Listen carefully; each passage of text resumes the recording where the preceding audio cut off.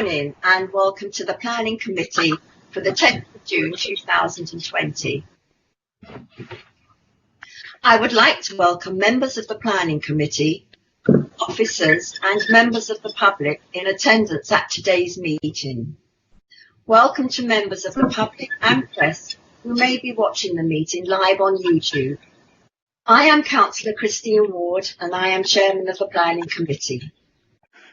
I would remind all participants that this meeting is being broadcast live and will be available for repeated viewing.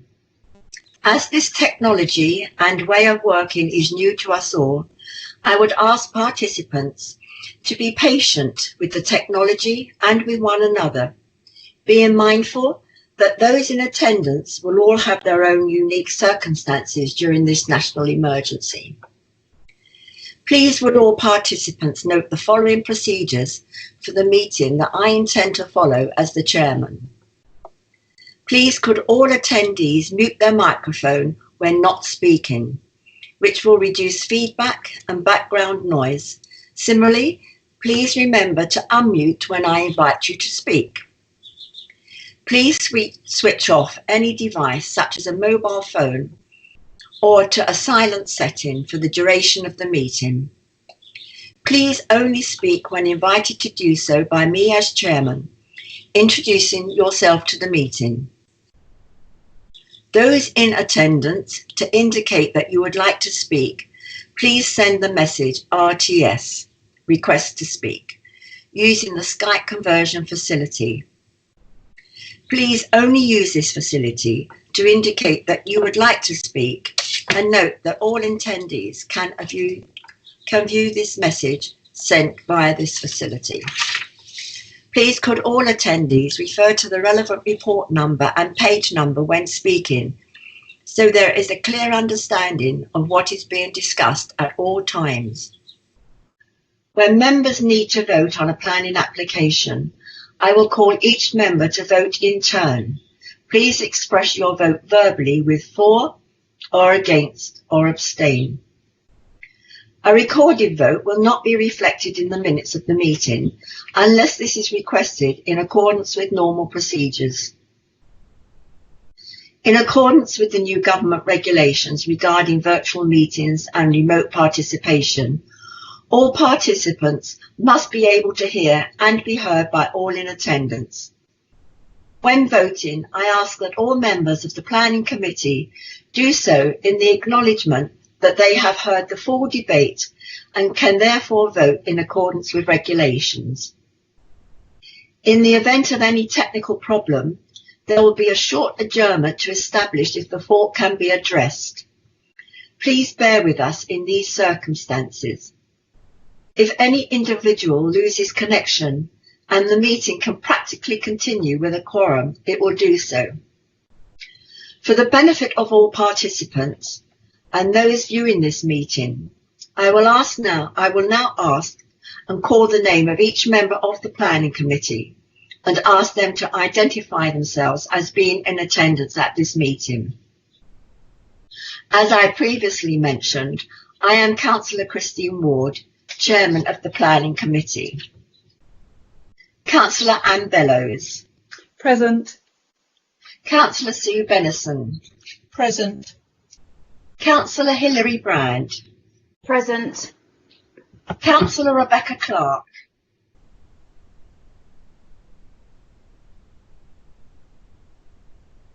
She's muted. I'll come back to her. I do apologise. Present. Thank you. Councillor Anne Corbridge. Present. Councillor Kate Crizell. Present. Councillor Arthur Davies. Present. Councillor Jan Duke. Councillor Barry Dunning. Present. Councillor Alan Glass. Present. Councillor David Hawkins.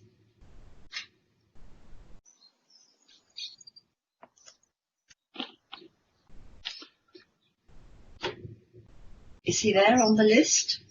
I'll come back. I can't see him at the moment. Councillor Maureen Holding. Councillor Christine Hopkins. Present, Chairman. Councillor Mahmood Kangarani. Present. Councillor Joe Riley. Present. Councillor Tony Ring.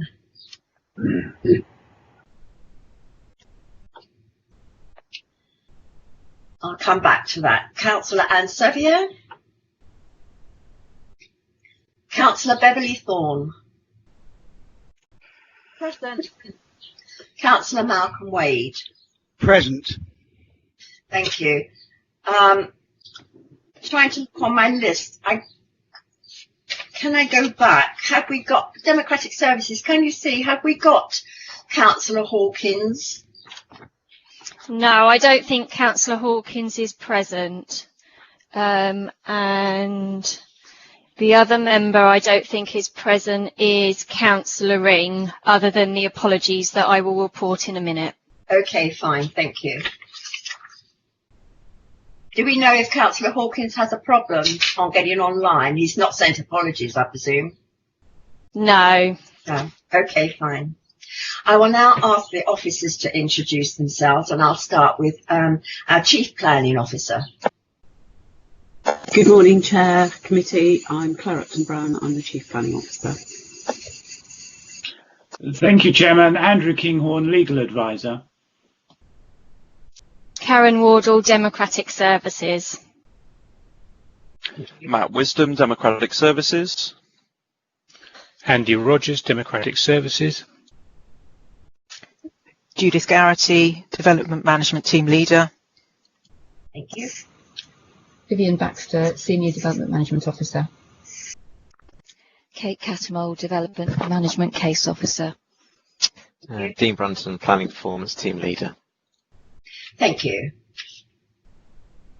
Democratic Services, could you please announce apologies? I've received apologies from Councillors Duke, Holding and Sevier. Are there any more that anybody's aware of? Can I just say I've spoken to Councillor Hawkins and he's having trouble trying to get through. So if somebody can get through, try and help him. He's struggling. Thank you. I will now go to the minutes for the meeting held on the 13th of May, which you would all had circulated. Can we agree these minutes, please? Agreed. Agreed. Agreed. Agreed. Agreed. Agreed. Agreed. So they're accepted then as an accurate record. And I would now like to go to declarations of interest. Does anybody have declarations of interest? Yes, Madam Chairman. I've just put an RTS in, but it hasn't got through yet. Councillor Alan Glass, I've got an interest in page 5, 1 May Crescent, Holbury, 20-10167. I wish to speak but not vote. Thank you. Councillor Beverly Thorne. Member of Thornley Parish Council on 3A, page 5, 20/10167. I wasn't part of the decision of Thornley Parish Council. Thank you. Councillor Anne Corbridge. Yes, thank you, Chairman. I have an interest, page 25, 3C, Land of Hathaway House, application 20/10335. I am a member of Lymington and Pennington Town Council, but I am not on the Town Planning Committee. Thank you. And Councillor Barry Dunning.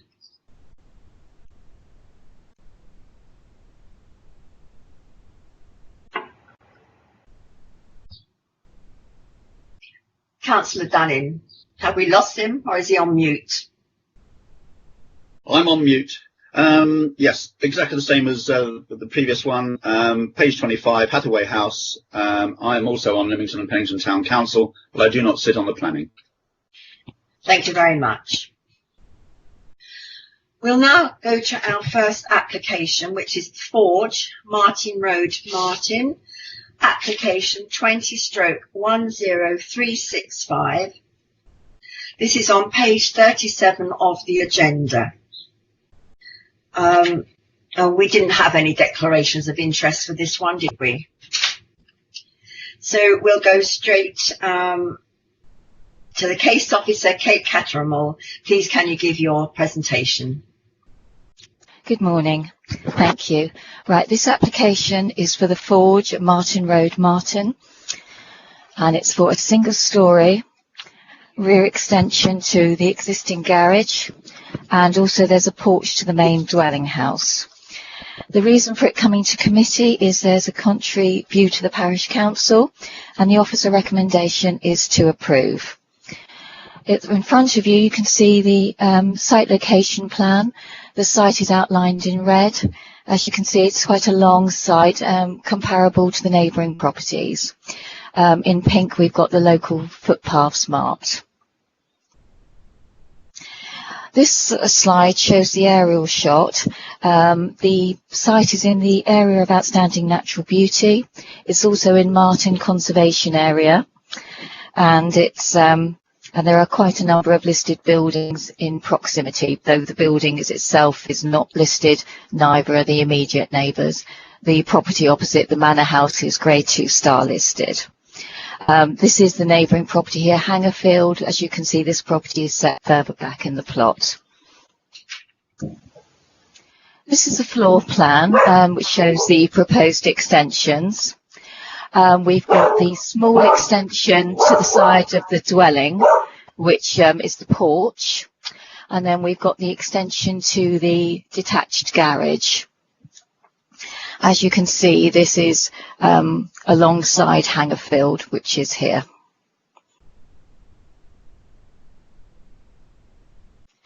This picture shows the front elevation of the dwelling, so the porch will be going in place of where that canopy is. On the garage, the plans also show that the front gable is to be tile hung and a timber door installed, which would be an enhancement to that existing structure. Right, this shows the front and rear elevation of the porch, well, the front elevation of the porch, and then we've got the rear elevation of the extension to the garage. And this shows side elevations on the northwest. As you can see, this is the side elevation of the extension to the garage that would face Hangerfield. It's got an offset ridge. The ridge and the eaves are both lower than the existing garage, and there are no windows or roof lights facing Hangerfield. This shows the side elevation of the extension to the garage facing into the garden of the application site, which is where the main windows and doors are. Right, this shows the position of the rear extension to the garage in relation to Hangerfield as well as the porch. This application, the objection is the impact of the single-storey rear extension to the garage on this neighbour. There have been no objections to the side porch, which seems an appropriate addition and proportionate to the main dwelling. So this presentation will be focusing on the rear extension to the garage.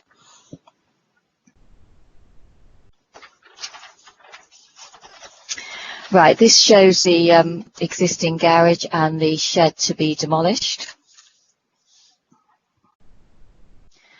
This picture shows is across the frontage of Hangerfield, so you can see the relationship of the existing garage to Hangerfield there. Right, these photos were very helpfully supplied by the neighbours. Unfortunately, due to the current crisis, I haven't been able to access the property. So this is a courtyard area which would be adjacent to the proposed extension, and we've got a kitchen window here, and this is the view from the kitchen of Hangerfield. And again, these views are very helpful. We've got a view from an upstairs window, and again, another view from the kitchen window. As you can see, there's an existing fence along here with trellis above, which does provide some screening. I'm led to believe the fence is within the ownership of Hangerfield. Behind it, there is existing vegetation. Some of this would need to be removed to facilitate the proposed extension. Right, this is a section that has been provided by the agent in response to objections received from Martin Parish Council and the neighbour in relation to concerns about loss of light to the kitchen window. And as you can see, the levels, they do incline across the site, so Hangerfield is slightly higher. And then this last picture just again shows the site, and this will be where the extension's going to be, so quite a bit of this shrubbery will be lost. As you can see, we've got a silver birch here. The trees, obviously any trees in a conservation area have a level of protection, but there's nothing on this site that would merit a tree preservation order in its own right, and the tree is not considered constraint to development. Thank you. That ends the presentation. Thank you very much.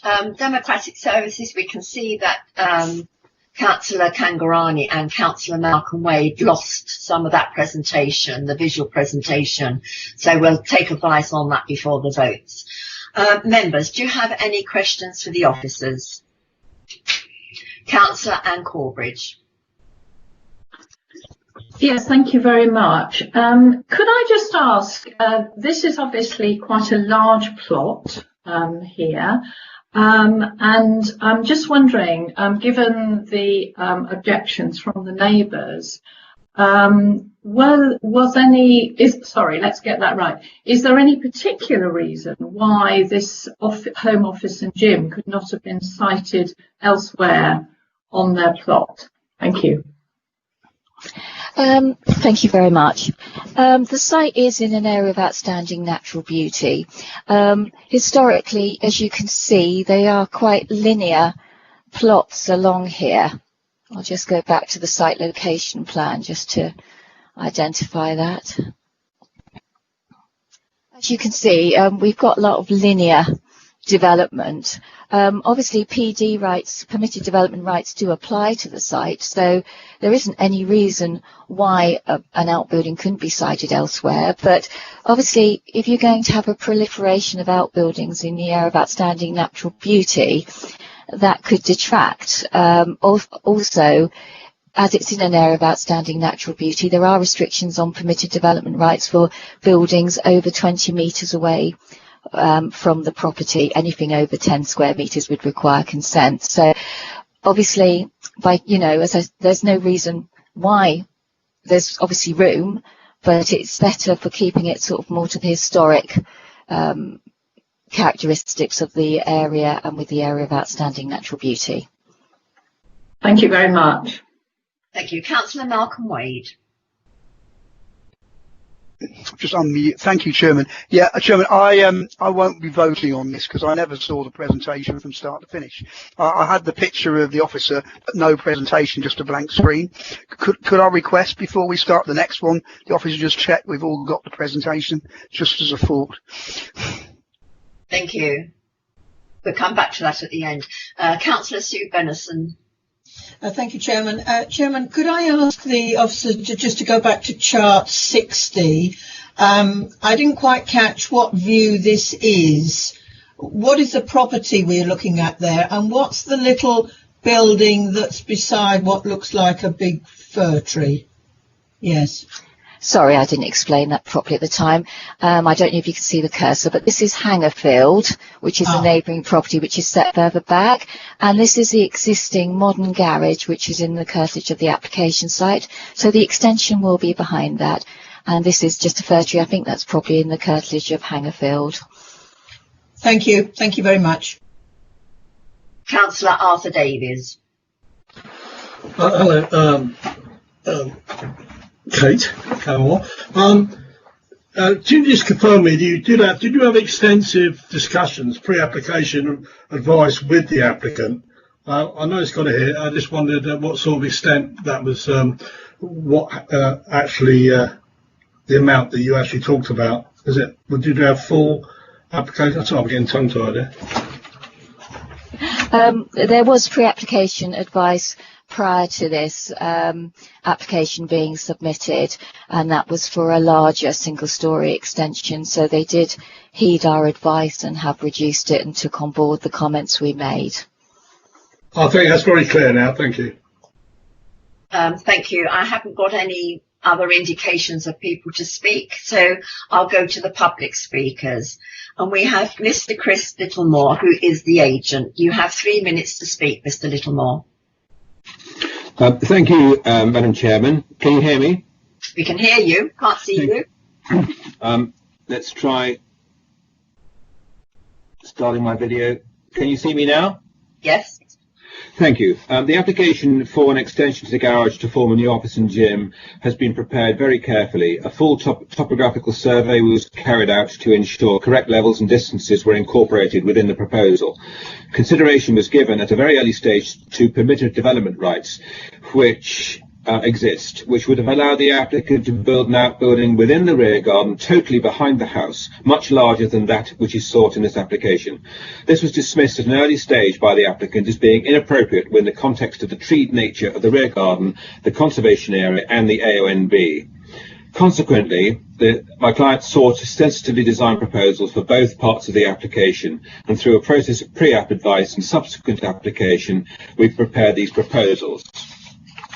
The Planning Department has contributed to an ongoing dialogue during this process to assist in the refinement of the design. The result of it is a very supportive recommendation from the Planning Officer and Department, with no objections raised from any of the officer consultees. The one objection emerges from the neighbour supported by the Parish Council, and this is for three things. The view facing the neighbours at Hangerfield will be a solid wall and a roof. The proposed building means that Hangerfield patio will have no sunlight all day, and there remains a concern about the reduction of general light into Hangerfield's kitchen. In my answer to these points, there's no right to a view protected under planning law. Yes, it is accepted that there would be a change in the circumstances of the neighbour's building, but presently there's a timber fence ranging from between 1.4 to 1.8 metres high denoting this boundary. This fence belongs to the owners of Hangerfield. Foliage behind this fence belonging to the forge is presently considerably higher than the proposed new ridge line of the extension. This foliage will be removed as part of the proposals. The statement that the patio will have no sunlight all day is blatantly untrue. A cross-section was prepared and issued as part of the proposals, and this shows the minimum sun angle at midday and on the winter solstice. The ridge line of the new proposal lies below this angle when taken from the kitchen window sill level. Even on the shortest day of the year, there will be the potential for sunlight to be shining directly into the kitchen. The removal of the existing foliage on the forge side will mean actually that there is likely to be an improvement in the amount of daylight and sunlight into Hangerfield's kitchen as a result of the proposals. The amount of daylight reaching the kitchen window and patio as a result of these should not be of any concern. There is clear guidance set out by the British Research Establishment, Building Research Establishment, covering matters such as the amount of diffuse daylight into a habitable room. A key measure is called the vertical sky component, which is the way diffuse daylight is calculated, normally from a point at the centre of the vertical face of a relevant window. From the centre of Hangerfield's kitchen window, there would be built form potentially obstructing the first 10.5 degrees of the total sky from the horizontal plane. This would equate to 11.6% of the visible sky available to the window without any foliage present. The BRE guidance suggests that no harm is caused to any such window if the extent diffuse daylight is reduced by up to 20%. Thank you. Mr. Littlemore, you have had your 3 minutes. Do you just want to quickly wind up? I will do. Thank you very much. The fact that at present the existing foliage far exceeds this degree of obscurity, so there will actually be a beneficial light effect on both the window and the hard paved area outside as a result of the proposals, and therefore I submit that the Parish Council objection is without, in my view, any foundation under planning law. Thank you. Thank you. Do we have questions, please, Mr. Littlemore? So I missed that, Madam Chairman? I'm asking the members if they have questions for you. Beg pardon? I'm waiting for members to respond. I haven't seen anything yet.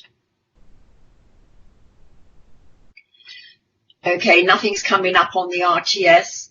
So I'll ask for a letter to be read out by Mr. Kinghorn from Mrs. Mary Tekparian, and I hope I've pronounced that right, who's the objector.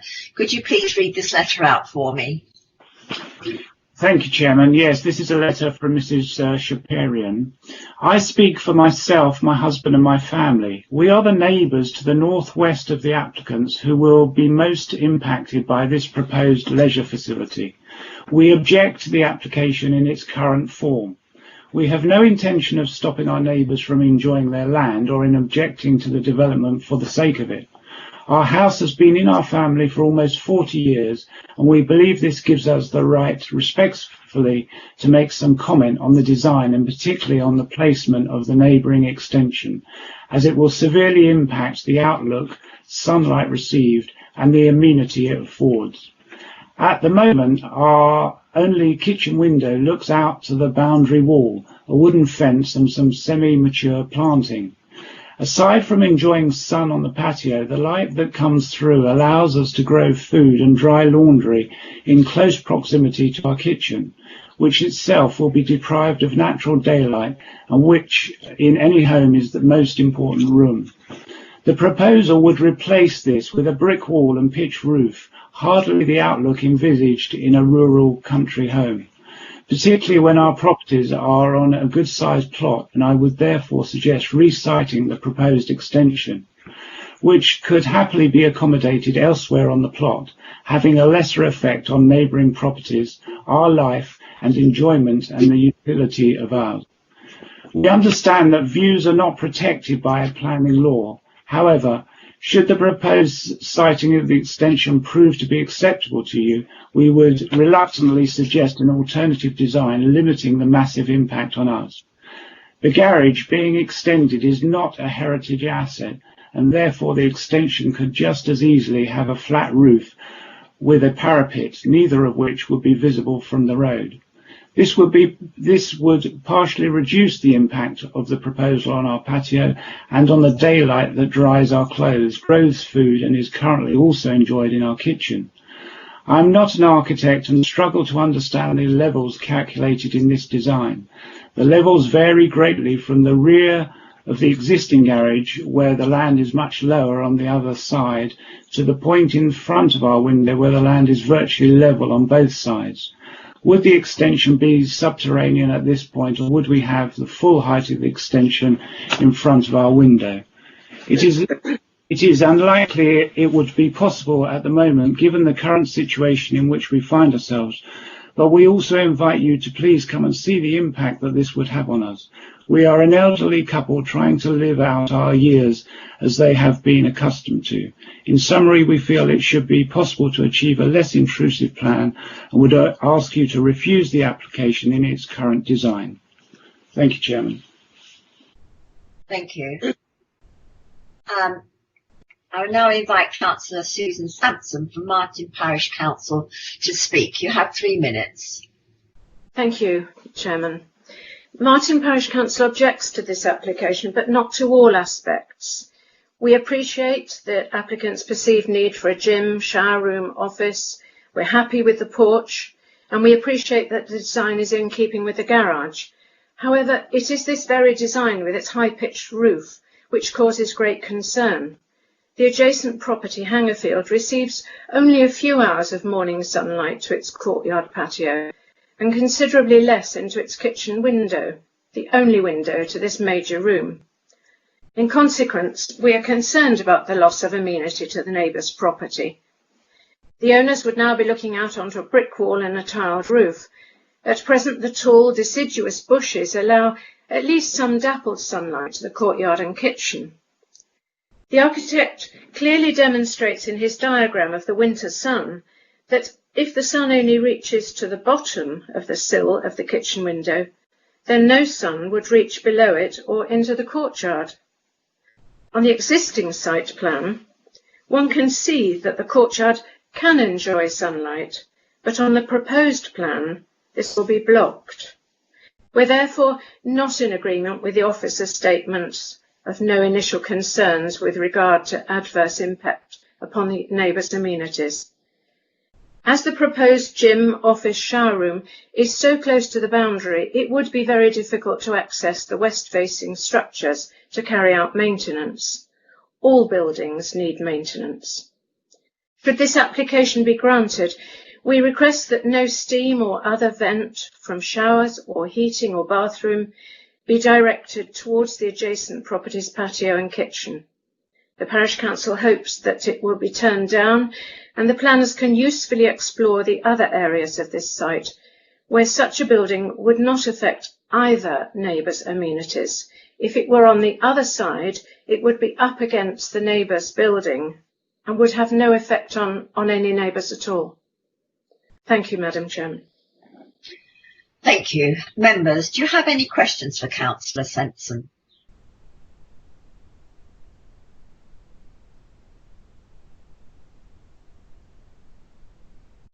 Again, there are no indication of anybody wanting to speak, so we will go into debate. Members, we are now in debate.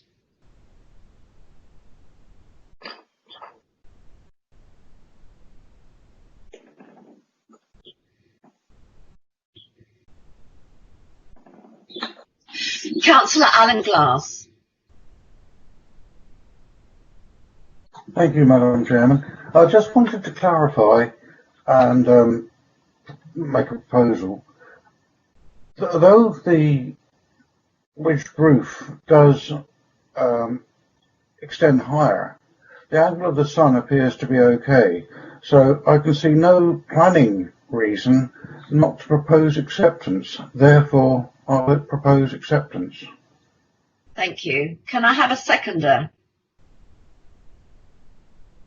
I'll second that, Chairman. Councillor Hopkins.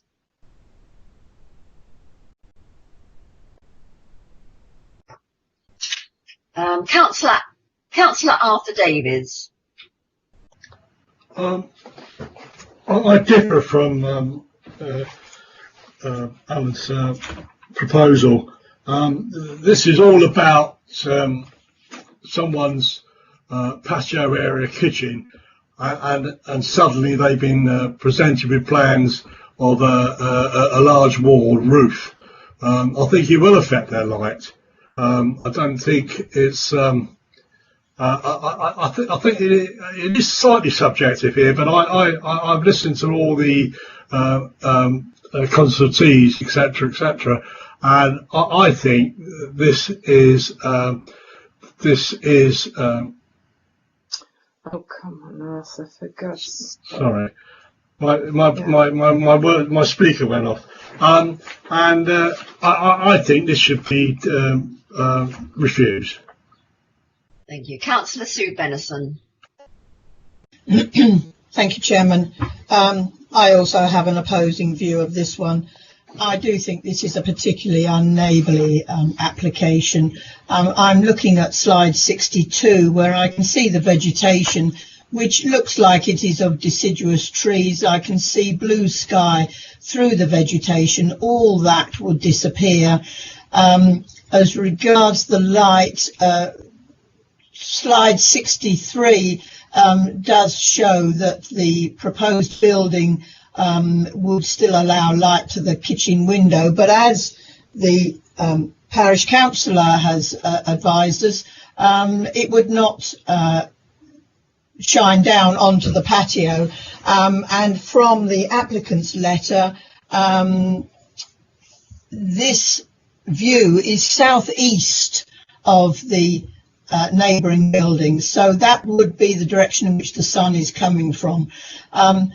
I think it would be much kinder if the applicant could explore other positions for this, in particular the other side, where we can clearly see there is already a long building, which if the applicant were to put this building on the opposite side of the garden, that would have no effect on either neighbour. I can't vote for this one. I think it is particularly unneighbourly. That's all I have to say. Thank you, Chairman. Thank you. My understanding is that the roof height will be lower than the actual trees that are there, so you will still get your blue skies. That's a matter of opinion. Councillor Anne Corbridge.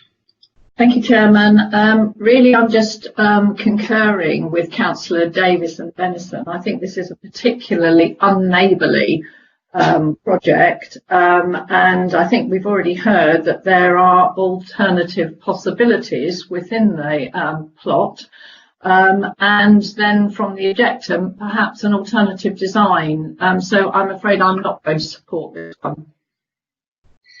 Thank you. I have no more indication that they want to speak. Okay, so we'll go back then to Mr. Chris Littlemore. You have 1 minute. Thank you, Madam Chairman. Can you hear me? Yes. I think I appreciate the comments that are being made. The angle of which was drawn on the section showing sunlight going into the kitchen window is at the winter solstice. That is the darkest day of the year. On every single other day, there will be a greater degree of sunlight able to reach the kitchen window. And clearly from February through to November, the majority of the patio would receive light at midday and also at other times of the day. And this section is taken, as one of the councillors noted, through the southeasterly direction. If one looks at the site plan, due south, there is absolutely no obstruction from this building giving light into the patio area and obviously not into the kitchen window. And consequently, the degree of light that is lost through the proposals will be absolutely minimal. Thank you very much, Mr. Littlemore. You've had your minute. Thank you. Thank you. Members, we will now go to the vote. Before we go to the vote, can I just confirm with Democratic Services who we lost during this presentation? Hello. Before we go to the vote, you need to hear from Councillor Sampson. Oh, I'm so sorry. I'm so sorry. Councillor Sampson, 1 minute, please. Thank you. I know as a parish council, it isn't our place to suggest where somebody puts a building, but I'm very pleased to hear that your councillors have noted that there is a much better place for this building, and I very much hope that this can be explored. I think that the difference between the winter sun and the months of February, March, September, October, those are not good months for this sunlight, and I think it's a great shame to do this to the neighbours. Thank you. Thank you. We will now go to the vote. The recommendation is to grant subject to conditions. Can I come back to Democratic Services again about the loss of connection to some of the councillors? Hello. I think a couple of members have lost connection, but it might be worth you just asking them directly, because I'm not 100% sure whether or not they've totally come out of the meeting and gone back in again or not heard anything. Okay, so first of all then I'll go to Councillor Kangarani. Do you feel that you are still able to take a vote? Just turning my microphone. Actually, I didn't miss any presentation actually. It will just start loading up, and after a few seconds when the officer was speaking, I could hear all the presentation. No problem. Thank you very much. And Councillor Wade, you've already stated that you will not be voting. Yeah, I didn't get any of the presentation at all, Chairman. Okay, thank you very much. So we'll then go to the vote, which is to approve, refuse or defer, and you will answer for, against or abstain. So we are voting to grant subject to conditions. Councillor Anne Bellows. Against. Councillor Sue Benison. Against. Councillor Hilary Brand. For. Councillor Rebecca Clark. Unfortunately, I won't be able to vote as my connection dropped during the debate, so apologies for that. Did you see the presentation? I saw the presentation, however, the sound was patchy at times and I didn't hear the debate. So I feel as I didn't hear the debate, it's probably best that I don't vote on this one. Apologies. So are you going to abstain? I am, thank you. Okay, thank you. Councillor Anne Corbridge. Against. Councillor Kate Crizell. Against. Councillor Arthur Davies. Against. Councillor Barry Dunning. Against. Councillor Alan Glass. For. Councillor, David Hawkins we don't have. Councillor Christine Hopkins.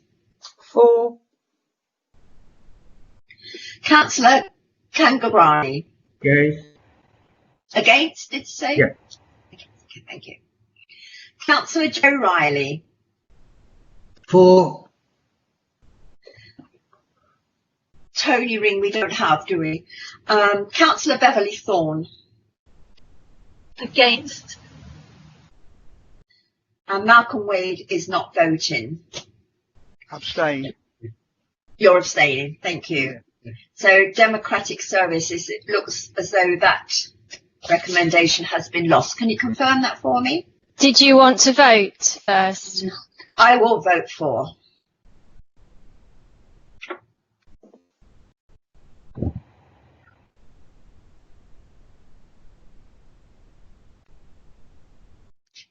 Hello, I could confirm that we have got 5 votes for, 8 votes against, with a couple of extensions. So that motion has not carried.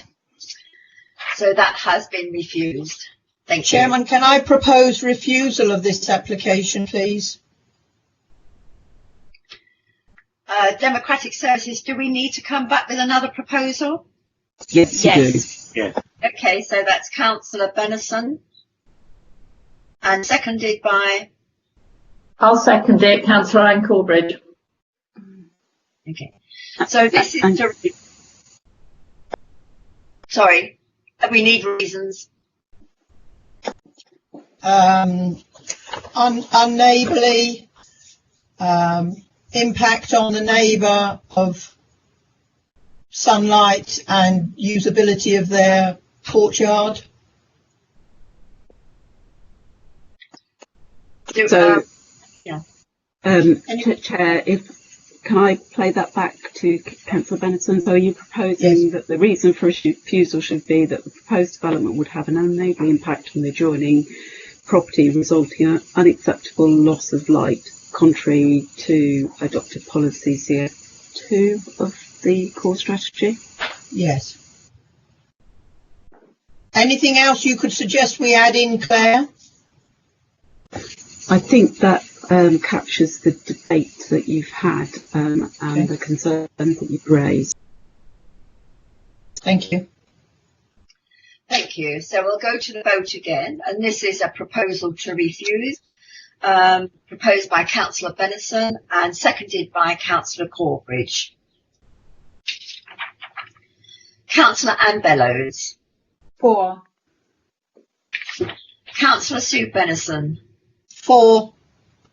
Councillor Hilary Brand. Against. Councillor Rebecca Clark. Again, I should not be voting as the local connection. I'll abstain. Thank you.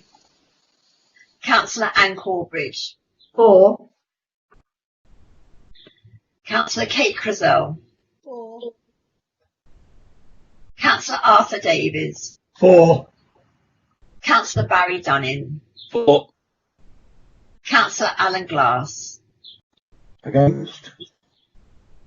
Councillor Christine Hopkins. Against. Councillor Kangarani. For. Councillor Joe Riley. Against. Councillor Beverly Thorne. For. And Councillor Wade, you will abstain. Abstain, yeah. Thank you. I'll vote against. Could we have the results, please?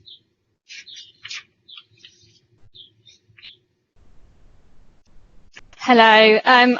We have had 8 votes for and 5 votes against. So that carries the motion to refuse. Thank you very much.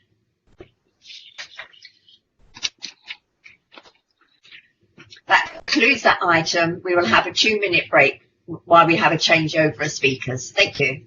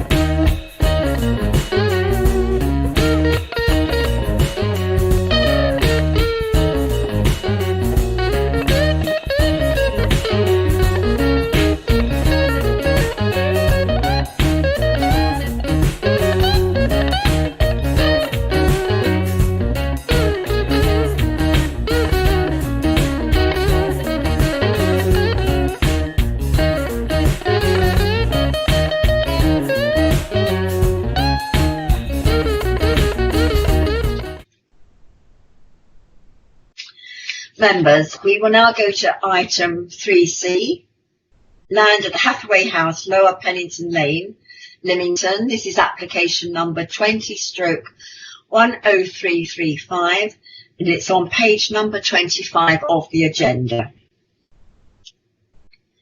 Just to remind members that if you have connection issues, you need to declare that before voting. So can I have the declarations of interest on this one, please?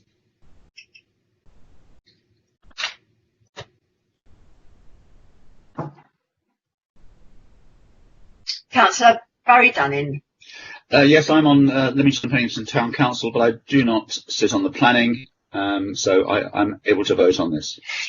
Thank you. And Councillor Anne Corbridge. Exactly the same as Councillor Dunning. Thank you. Members, before we start, I would just like to welcome Councillor Hawkins, who's now managed to join us. Are you there, Councillor Hawkins? I am, yes, thank you very much. I've been desperately trying to get in since 9:45, but I'm here. Thank you. We'll now go to the case officer, Judith Garrity, and can you please give your presentation?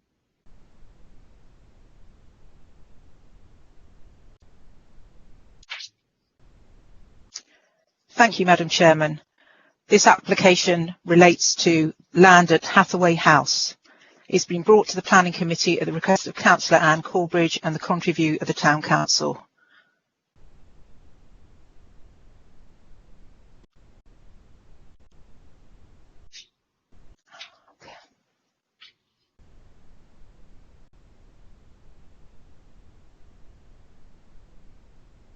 I'm sorry, Chairman, I'm having problems with my slide. Okay. Do that. Okay, with that. Okay. Sorry, I do apologise for that, Chairman. Thank you. The application site is located to the rear of Hathaway House. Elm Avenue and Newbridge Way are located to the north and the west of the site. It's within an established residential area. The proposal is for the erection of a single-storey dwelling to the rear. This would be in 2 wings with an outbuilding. These are the elevations that show the proposal and the floor plan. The proposal follows a previous appeal on the site that was dismissed at appeal in October 2019. The 2 main issues identified by the inspector were the effect on the character and appearance of the area and the effect on the occupiers of 37 Elm Avenue. The plan you see in front of you is a comparative plan that shows the previous appeal dwelling and the new dwelling. The current proposal follows pre-application advice. It seeks to address the appeal reasons and concerns by repositioning the proposed dwelling further from Elm Avenue and reducing the size and footprint of the outbuilding. In addition, it has reduced the height of the main part of the dwelling by ½ metre and moved it off the boundary. The inspector did not take issue with the modern design, and the relocation of the property away from the boundary allows for more effective landscaping to be effective. The recommendation is to approve, subject to a condition removing permitted development rights. I have got a few photographs to show you. This is the front of the site from Lower Pennington Lane. The existing property at Hathaway House, showing the application site at the rear. Again, Hathaway House, the application site, looking back to the application property. This is where the access would be. The rear of Hathaway House, the rear of 37 Elm Avenue, and the rear of Newbridge Way, showing the existing established hedge. That's the end of the presentation. Thank you. Thank you very much. Members, do we have questions, please? Yes, could I ask a question of the officer, please? So, yeah, Councillor Hawkins, you haven't actually come up on RTS. I did try it earlier on, it didn't work. Okay, I'll let you in then. You're a star. Page 29, is talking about the inspector's considered decision. Have you spoken to the inspector about the new area where it's going? Because if he hasn't spoken or he hasn't seen what's been proposed, how can you say that he's happy with it? I'm a little bit perplexed.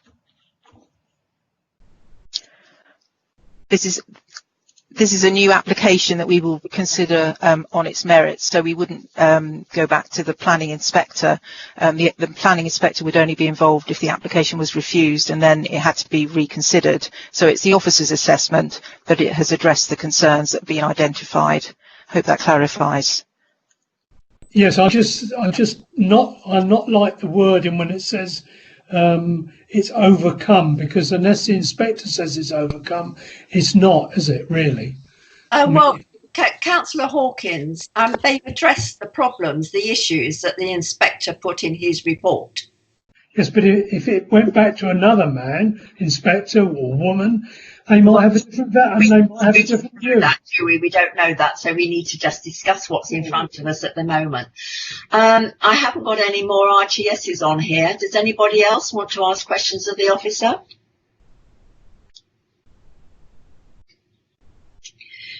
Councillor Hilary Brand. Yes, please. With the new development, can you tell me how much higher it is than the shrubs that are already there at the bottom of the garden, or and will those shrubs still be there? Thank you. Thank you. Thank you. The shrubs would be there, would remain there. There's the hedge there. The relocation of the development further away from them allows for them to be retained. The overall height of the proposal adjacent to that boundary would be 3.9 metres, but it would be 2.4 metres to the eaves. So the eaves height would be lower than the hedge. The ridge height would be slightly higher, but it would be set away and pitching away from the boundary. I don't know the exact height of the hedge. I haven't actually measured the actual height of the hedge, but that's my comment. Thank you. Thank you. If I have no more questions for the officer, then we'll go to our first public speaker, Ms. Deborah Slade, on behalf of Draycott Chartered Surveyors and on behalf of the applicant. You have 3 minutes.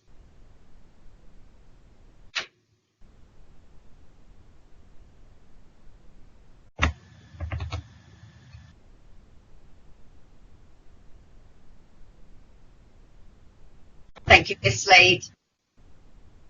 We can see you, but we can't hear you. Oh, okay. Can you hear me now? I'm so sorry. I can't see anything, so we'll just hope for the best. Thank you so much. So the site falls within the defined settlement boundary of Lymington, and it's been previously agreed by FDC officers as well as the planning inspector that there is no objection in principle to a new dwelling being built on this site. The previous proposal for a house was rejected on the grounds the building would have been sited too close to the boundary with number 37 Elm Road. This was held to have an overbearing effect, as well as being uncharacteristic by proximity to the boundary, but the modern design and garden space were deemed acceptable. So this application seeks to address and overcome those reasons for refusal by reducing the height of the proposed dwelling and by moving the proposed house significantly further away from the boundary with the property number 37. Previously, the proposal was as close as 0.5 metres from the neighbour's boundary, and now it's 7 metres away from the boundary at the closest point. So the dwelling sits far more centrally within its plot. The house would also be around half a metre lower than previously and notably lower in ridge height than number 37 itself. So as a result of these changes, the house would no longer cause an overbearing effect on number 37, and it would be more in keeping with the spatial characteristics of the area by not encroaching on the plot boundaries. In making these changes, the house still maintains its simple design, ample garden, and does not encroach upon the amenity of any other neighbouring property.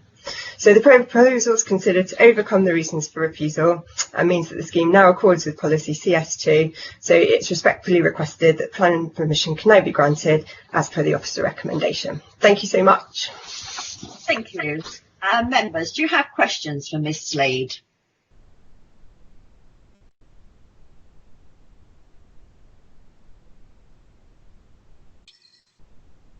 Again, nobody's indicating that they want to speak. We'll go to our next speaker, which is Mrs. Veronica Todd, and she's on behalf of seven residents who are objecting. Mrs. Veronica Todd, you have 3 minutes. Chairman, it's my understanding that she's not present, but I have a statement to be read. Thank you. If you can read that then, please. It will be noted from the planning officer's report that the applicants have been making repeated applications in respect of this site over the past 3 years, all of which have had negative effects on neighbouring properties as the proposed dwelling has been moved around to different locations within the plot, and in all cases impacting heavily on neighbouring properties whilst being at the furthest possible distance from Hathaway House itself. The case officer's notes also make it clear that there are many reasons for our current objections, expanded in much more detail in our individual representations, which we assume will have been brought to the committee members' attention rather than simply being listed as subject headings. The contents of these objections are very important to our case. The latest application has been made to answer the points raised by HM Planning Inspector in dismissing the appeal held last October, when her principal observation was that the proposal would result in an uncharacteristic form of development, set tight to the boundary of the site and at odds with the pattern of surrounding dwellings. It is our contention that her remarks apply equally to this new application. The proposed dwelling is still set tight to the boundary of the site, and it is still at odds with the pattern of surrounding dwellings. It has just been moved so that its impact has shifted to 3 Newbridge Way instead of Elm Avenue. The boundary issue is clearly demonstrated by the site layout comparison plan, where it will be seen that the property has been shifted only marginally, 0.75 metres, from the boundary with 3 Newbridge Way, but that the footprint of the building is much the same. The small difference in height and bulk to the east side of the house would have little benefit to the Newbridge Way properties from our perspective, but the shift of the building southwards means that the roof line will impact more centrally on Newbridge Way properties to the west. The effect of this planning application is not to comply with the planning inspector's views, but to remove the blight from 37 Elm Avenue and place it squarely on Newbridge Way properties. Due to the applicants not realising that none of us want that none of us want a building erected right alongside our boundary fence, it would dominate the views from those properties, bringing a visual intrusion into a large open area where mature gardens meet end to end. In addition, the roof shows 3 skylights which overlook the rear of our properties and will remove our previously enjoyed privacy, as none of us is currently overlooked, thereby effecting a complete change of character to our outlook.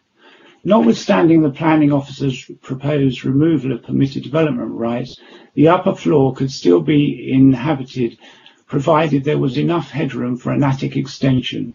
What sanctions are available to the planning authority if such conditions are not adhered to? Chairman, that's 3 minutes up, and I have another 5-line paragraph to read. Are you happy I continue or not? You're the legal man, so I'll let you continue. Thank you.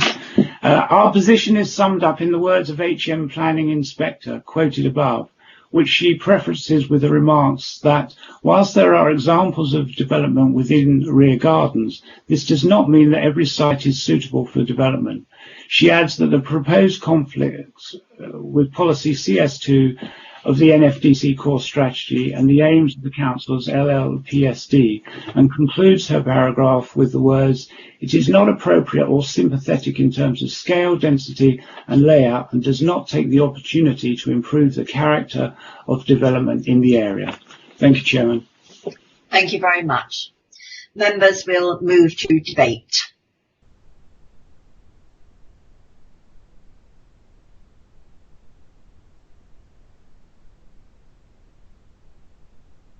Councillor Anne Corbridge. Thank you, Chairman. I am going to recommend refusal for this application. I have read it in great detail and I have read the inspector's report. My view is that the current application simply tinkers with the size of the property and outhouse, but does not alter it significantly, and that by moving it around the site, it simply moves the problems from number 37 Elm Avenue to predominantly number 3 Newbridge Way. So I am going to propose refusal, and my reason for refusal is that the current plans have not satisfactorily addressed the inspector's concerns from the previous application. Thank you. Can I have a seconder, please? Councillor Barry Dunning? Yes, I will be willing to second that. Okay.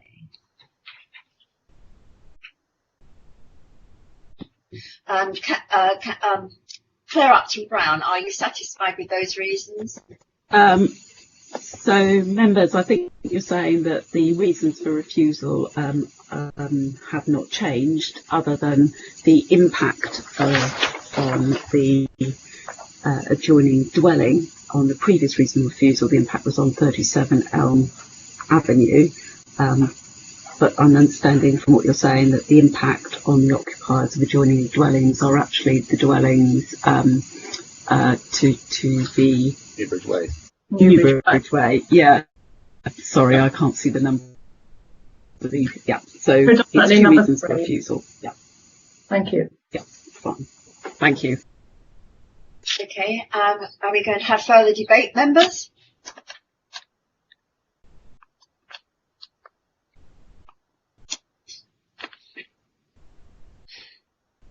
Councillor Arthur Davies. Thank you, Chair. I'm not happy with this application.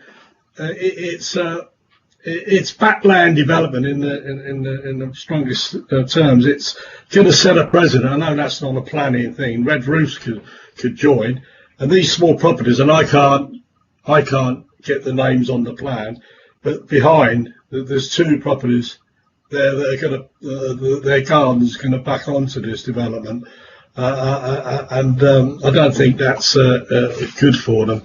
So I'm not happy. I'm not happy with this backland development site for more than a few reasons. Thank you. Thank you, Councillor Hawkins.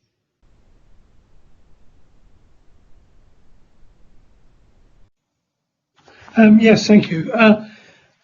For my reasons for asking the officer about the assumption that the inspector would pass this one, this is being borne out with by my remark, by what Councillor Corbridge has said, and it's backland development, and I don't think it's right, and I will be voting against it. Thank you, Councillor Hilary Brand. Yeah, I'm not particularly happy with it either, and I just wonder why the applicant hasn't put the property next to their boundary at Hathaway. Thank you. Do we have any more speakers in the debate?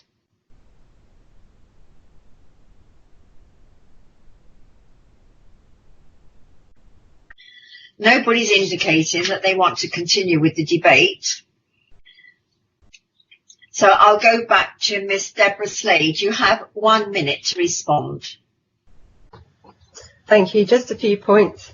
The house would be 2.5 metres from the boundary with the properties on Newbridge Way, not half a metre. The skylights are just that, they're angled towards the sky, and there's not enough space at all for a first floor if you look at where the floor plate would need to be. So that's designed out essentially in this application. So there'd be no overlooking, it's not close enough to cause an overbearing effect, so the amenity of those properties would be upheld. Thank you. Thank you very much. So we have a proposal to refuse this application by Councillor Anne Corbridge, seconded by Councillor Barry Dunning, and we accept that the reasons are okay, do we, Claire Upton-Brown? Yes, Chair, the reasons are clear. Thank you very much. Then I'm not aware, it hasn't been indicated that anybody lost connection on this, so I'll go to the vote, and this is to refuse. Councillor Anne Bellows. 4. Councillor Sue Bennison. Against. Councillor Hilary Brand. For. Councillor Rebecca Clark. Against. Councillor Anne Corbridge. For. Councillor Kate Crizell. Against. Councillor Arthur Davies. For. Councillor Barry Dunning. For. Councillor Alan Glass. For. Councillor David Hawkins. For. Councillor Christine Hopkins. Against. Councillor Kangarani. For. Councillor Joe Riley. Against. Councillor Beverly Thorne. Against. Councillor Malcolm Wade. Against.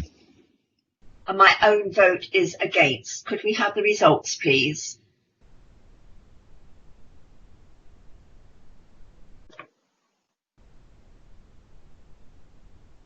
Hello? Hello? It's a split vote. I've got 8 votes for, 8 votes against. So you'd need to use your casting vote. My casting vote is against. So that means the motion has not carried to refuse, so you would need to have a new motion. Okay, so we're now going back to the original recommendation, which is to grant subject to conditions. Can I have a proposal and a seconder for that one, please? Chairman, I would propose, can you hear me? Is that Councillor Sue Bennison? Yes. Yeah, okay. And a seconder? I'll second, Chairman. So that's seconded by Christine Hopkins. Yes. So we are now voting to grant this application proposed by Councillor Sue Bennison and seconded by Councillor Christine Hopkins. You'll go back to the vote again. So we're now voting to grant. Councillor Anne Bellows. Against. Councillor Sue Bennison. For. Councillor Hilary Brand. Against. Councillor Rebecca Clark. For. Councillor Anne Corbridge. Against. Councillor Kate Crizell. For. Councillor Arthur Davies. Against. Councillor Barry Dunning. Against. Councillor Alan Glass. Against. Councillor David Hawkins. Against. Councillor Christine Hopkins. For. Councillor Kangarani. Against.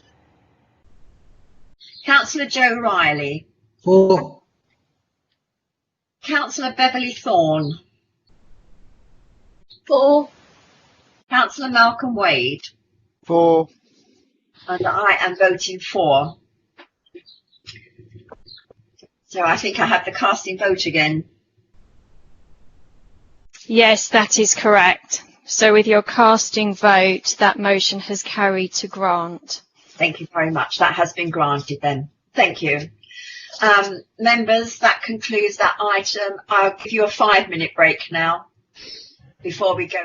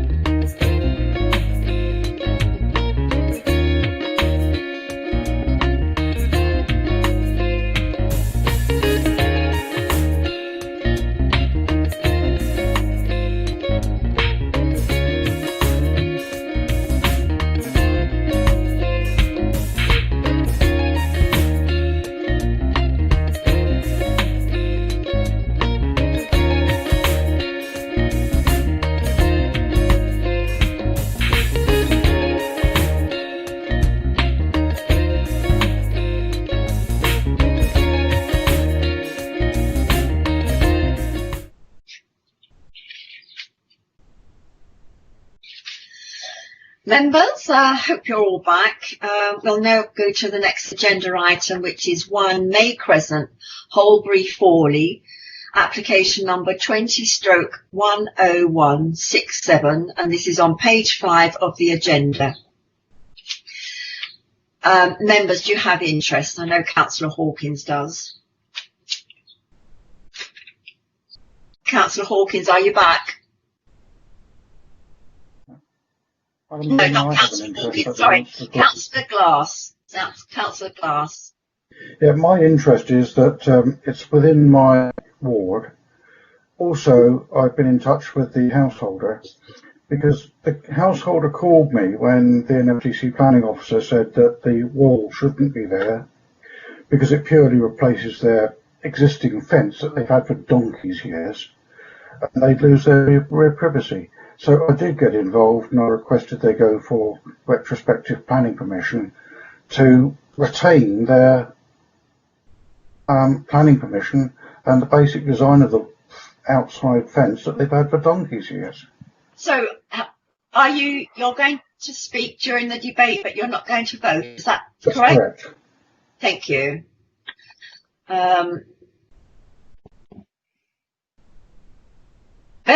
Councillor Beverly Thorne, you have interests. I do. I'm a member of Fawley Parish Council, but I wasn't part of the recommendation. Thank you very much. I understand Councillor Benison and Councillor Wade are having problems again. No, Chairman, I'm okay. I'm absolutely fine. Okay. I haven't got the presentation, Chairman, again. Right, you I've might got a white page. Let me go then to Judith Garrity for the presentation. We don't have any speakers on this one, but we do have a letter to be read out. So, Judith, if you can put the presentation up, and then you can tell Malcolm Wade whether you can see it or not. Thank you, Madam Chairman. You should be able to see the presentation now. Yeah. Can you see the presentation? No, I I can see yes. the white. I can't. Yes, I can see it. Yeah, yes, I can see it. I can see it. Shall I go? We'll go Shall I ahead. continue? I can see it. Yes, continue. Okay. Thank you, Madam Chairman. This application relates to a proposal at 1 May Crescent. There has been an update sent round, but since that update there has been a revised plan submitted showing the wall with the approved front extension, which reduces the length of the wall slightly. That plan isn't included in the presentation you see, but it doesn't materially affect the consideration you need to make. The site is located on a prominent corner of Croy Avenue and May Close. This is the Ordnance Survey plan showing it. The proposal is for a wall to be erected along the front and side boundaries of the site. It is a retrospective planning application for a 1.9 metre brick wall, which is red brick with blue coping, located on the front, returning to the side and the other side of the side garden of the property. The main issue is the impact on the street scene, which is characterised by low walls and hedges which give it an open character. This slide shows the street scene looking west and the street scene looking east, with the arrow indicating the wall in situ. In the report, reference has been made to other examples of high boundary treatments at 12 May Crescent and 41 May Crescent. These are located around the corner. This here is the application site. These two examples are around the corner and are viewed within a different street scene context. They've been in place for some time and have become lawful by default. The recommendation is to refuse for reasons of over-dominant impact and incongruous feature within the street scene. Thank you, Madam Chairman. That's the end of my presentation. Thank you. Can I just go to Democratic, Matt Wisdom? You have an RTS up there.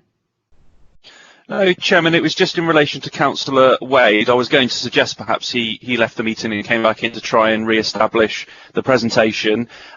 He now has the presentation, is his comment, and obviously all members have been sent the presentation separately as well. So if Councillor Wade is happy, he's heard everything and can see that, then obviously he can decide whether he's happy voting on it. Thank you very much. Members, do you have any questions, please, for the case officer? Sue Bennison.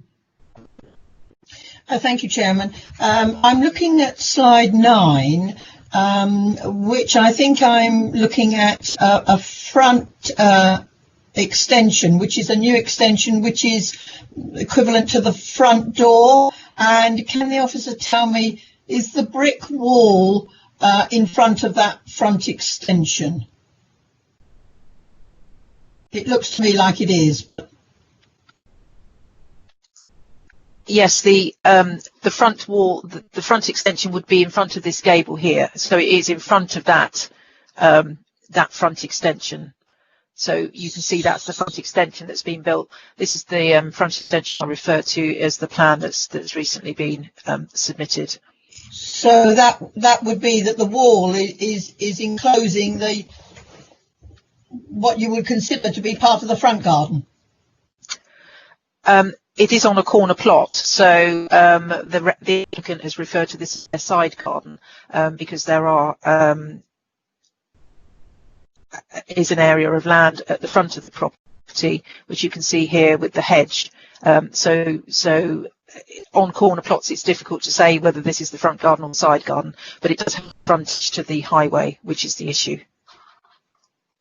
Yes, I would think that the front door, if that extension is now the front door into the property, I would consider that gable end is part of the front garden. But just an opinion. Thank you, Chairman. Thank you, Chairman. Thank you. Yeah, this gate leads to the door. Sorry to clarify that. This gate leads to the door. So. Okay. Councillor Alan Glass. Thank you, Madam Chair. I've visited this site. I've known it for the last, say, 25 years at least. And it's always had the high fence along the back garden. My house is very similar. It's got a wall fronting the main road. The front bit here now, from the gate round, that's got a low wall because that is the front garden. The gates there lead straight into the front door. The new part being built on there is a larger washroom, so as both the elderly residents can have a bath or a wash. The wall gives them privacy, and for years and years and years, that wall or the fence has been that high until it rotted away. They purely replaced like with like, but less maintenance. Thank you, Councillor Glass. Councillor Kangarani. Yes, hi. Actually, I just couldn't understand whether that wall was part of the initial planning when they had it. Or is it actually, I wasn't quite sure. Could you ask the officer explain the history a little bit before this wall was erected?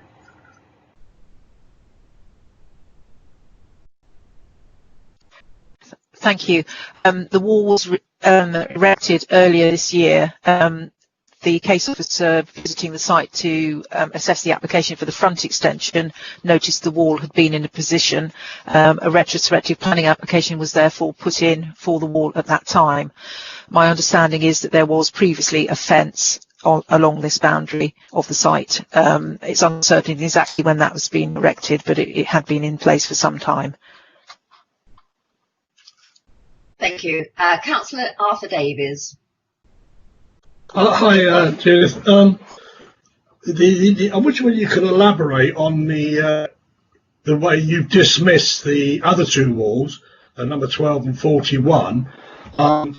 You seem to have dismissed them. I don't you'd elaborate on the exact reasons. I mean, they're just round the corner.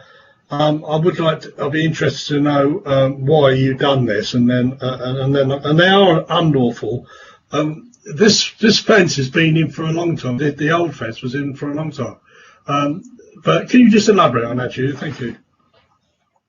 Thank you. The walls, the other high boundary treatment you referred to, are located around the corner away from the application site. So if you're looking at this photograph, this is the street scene looking west, and you can see the low boundary treatments.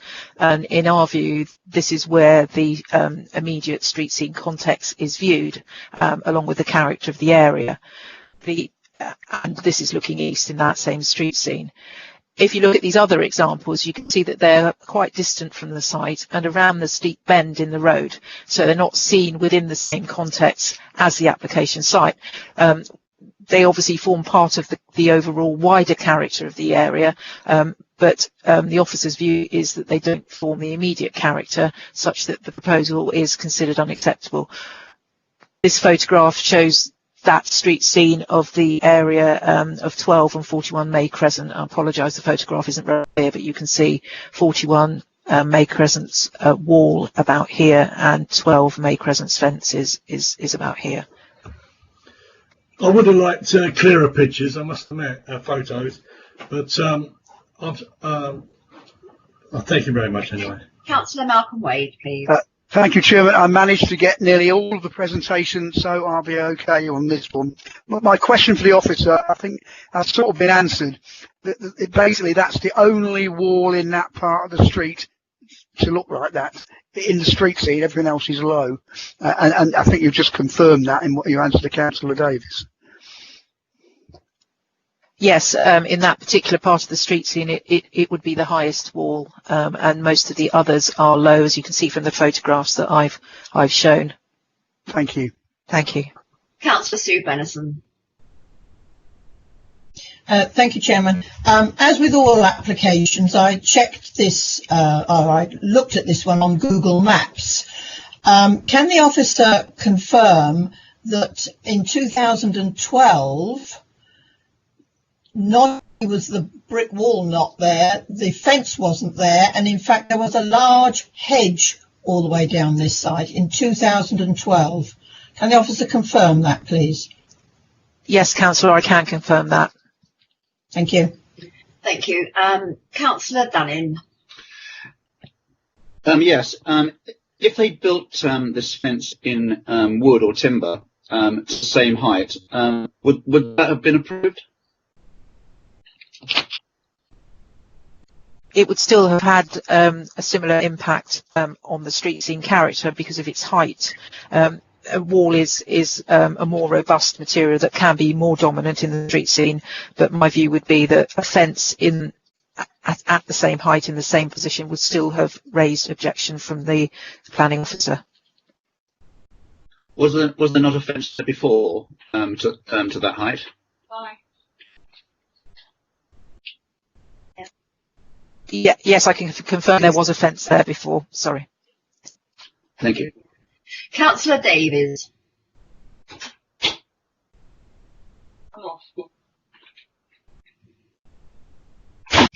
Councillor Arthur Davies. Thank you, Chair. I wonder if the officer can answer Councillor Glass's views on that this is their back garden, because it's on a bend, where the other walls you stated are not on bends. How can you answer Councillor Glass's observation that this wall gives the back garden of the property privacy, and therefore it could be unique because of that? Is that a question? Yes, to the officer. To me, yes. Yeah. Sorry. Sorry. Sorry.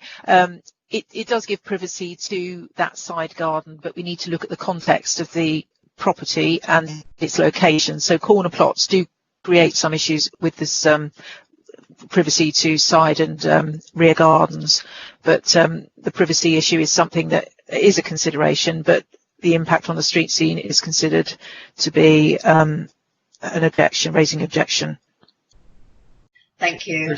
Thank you. I don't have any more questions, so I have a statement to be read out on behalf of the applicant, Ms. Goddard. If you could read that for me, please. Thank you, Chairman. This is a statement written by Wendy Goddard, owner of 1 May Crescent. Our front garden, which is surrounded by a hedge, is on the junction of May Crescent and Court Avenue. Being a corner plot, it is unfortunate that our side, back garden, inevitably runs alongside the public highway. The brick wall that the planning permission is sought for enables us to walk out our back door and sit on our patio without being overlooked by people passing on the public highway. Without the wall, we do not have an area of private garden that isn't overlooked by people passing on the public highway. The other properties in the street all have their front garden as the boundary with the pavement and therefore do not require the amount of privacy that we require by this wall. They have a garden at the rear of their properties that enables them to sit out in private. The wall has only replaced a fence of similar height, which itself replaced a high hedge. This has always been our side back garden. We even have a garden shed, several expensive garden ornaments, along with our patio table and chairs situated in this garden area. The only change is we needed something a bit more substantial so that we felt more secure and private. We have had things stolen from our front garden in the past. The 2 other properties in May Crescent that were mentioned in the planning by the planning officer to have high front boundary treatments are also corner plots. The majority of corner plots on the estate have either a high wooden fence or brick wall alongside the public highway surrounding their private area of garden. The initial briefing from the case officer states that the wall itself does not appear unattractive. We have had several comments from passers-by that have said how nice the wall looks. Fawley Parish Council and Gangwarely Community Centre have both recommended permission. We invite any of the board or of committee to visit to enable them to understand the situation a bit better. Chairman, that concludes the statement. Chairman, just going on to Councillor Glass's interest, if I understood him to say that he has a common law interest of bias or predetermination, then of course he can't take part in the debate or vote, but he can speak at this stage. He can make a statement as a member of the public. Thank you. Councillor Glass, do you wish to make another statement? Yes, just to say that I agree totally with what the residents have said. I have been in touch with them to advise them to go for retrospective planning, because I think it would be a gross injustice to take away the privacy that they've had in their back garden for the last 20 odd years while they lived there. It would inhibit them in the use of their back garden. They are both elderly people and they need a little bit of privacy in their back garden just to sit and have a cup of coffee in the afternoon. To take that away, I think would be really cruel and not in line with the duty we have, which is to retain amenity. You'd be taking any amenity they have from their back garden away, which I think is totally unjust. Thank you. Thank you. Councillor Christine yeah, we're into debate now. So Councillor Christine Hopkins. Yes, I think this is a terrible street scene. The people next door have got a low hedge. Is that their back garden, the same as the other side?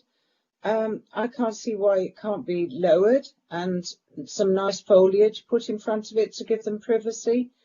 But to be quite honest, I think it's a very nice brick wall, but it's just in the wrong place. Sorry. Thank you. Councillor Sue Benison. Thank you, Chairman. Perhaps we could have slide 9 up again, which shows the brick wall, but it also shows the road on the other side. And what I want to say is the hedge that we can see on the right-hand side, which is the properties on the opposite side of the road, that was the sort of hedge that the application site had in 2012.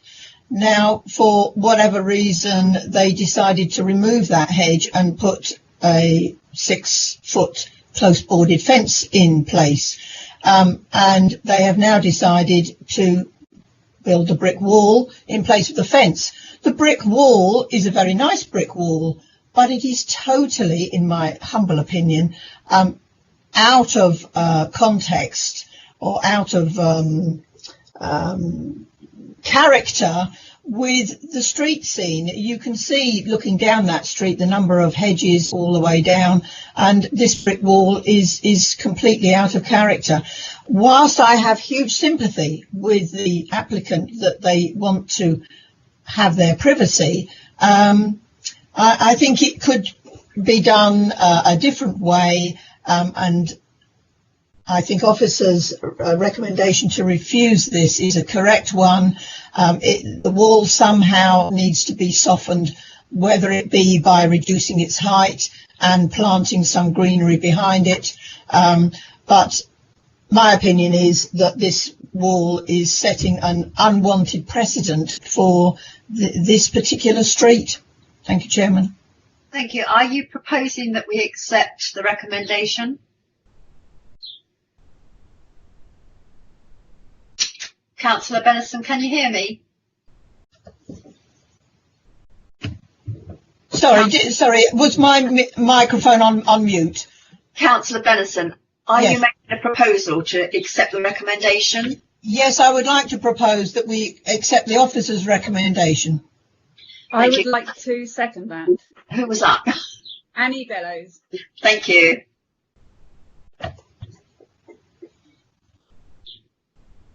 Okay, do we wish to continue with the debate? Is there anybody else that wishes to speak?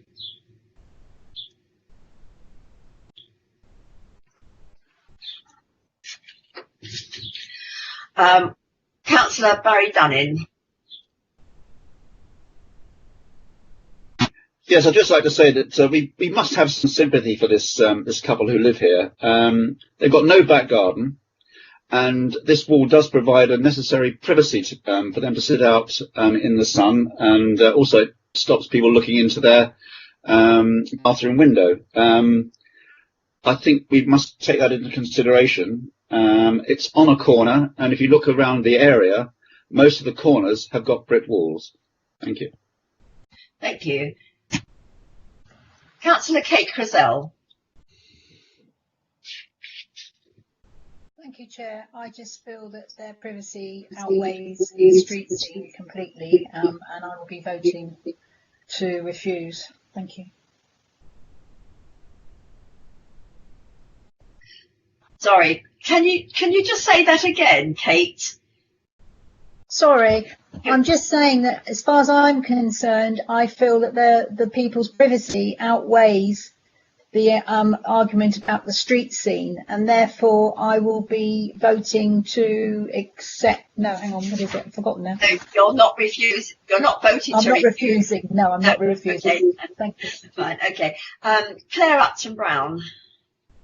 Yes, thank you, Chair. I just wanted to come in at that point to just make comment on the issue of privacy. So whilst privacy is a material consideration, your officers aren't suggesting that no boundary treatment could be acceptable in this location. We've already heard from the case officer that there was previously a tall hedge around the rear of the property, and that provided adequate privacy for some considerable time. I mean, looking at the pictures, that's suggesting that the property was probably built in the 1960s. So just so that the members are clear when they come to their voting,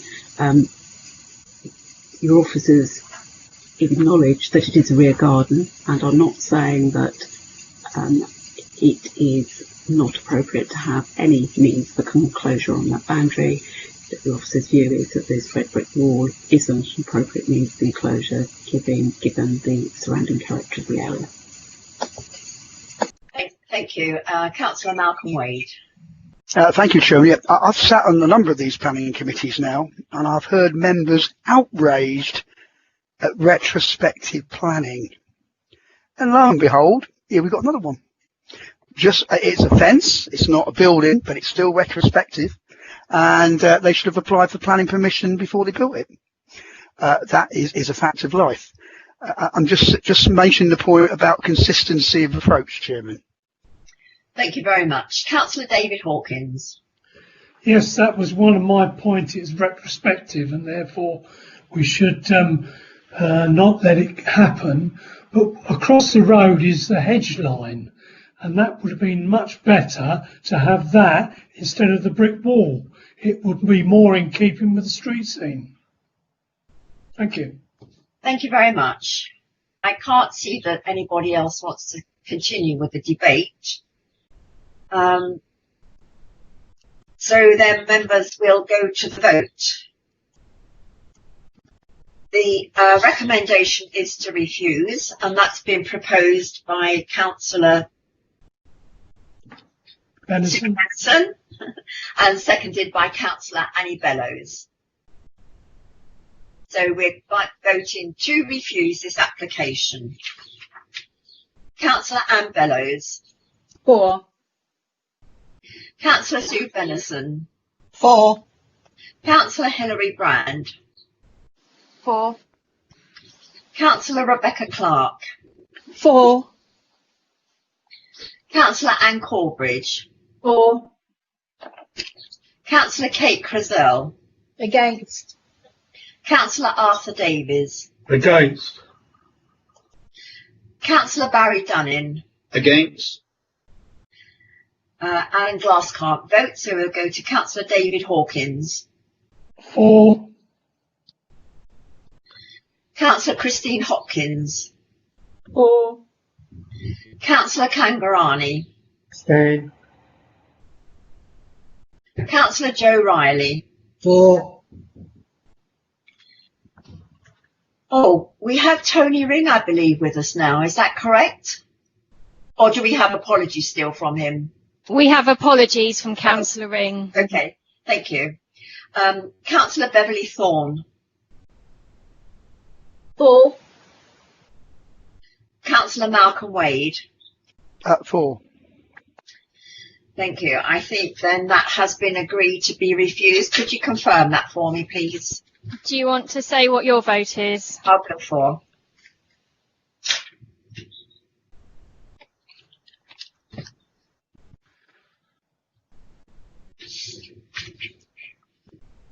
I've got 11 votes for and 4 votes against. Can I just check Councillor Kangarani voted against? Abstain. Abstain. Abstain. Okay, sorry, I misheard that. So I've got 1, 2, 3. I've got 11 votes for, 3 against and 1 abstention. So that's carried the motion to refuse. Thank you very much. Before we move on to the next application, we'll have a 2-minute break for a speaker to come onto the screen.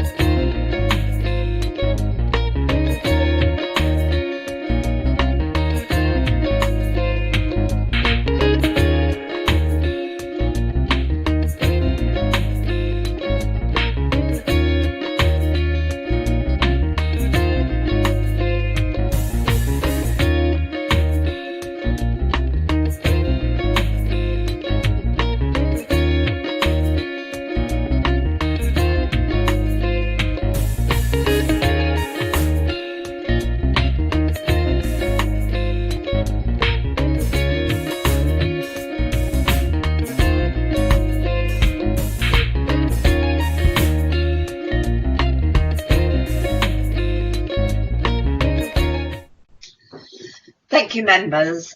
We'll move on to Hill Rise, Hare Lane, Hordle.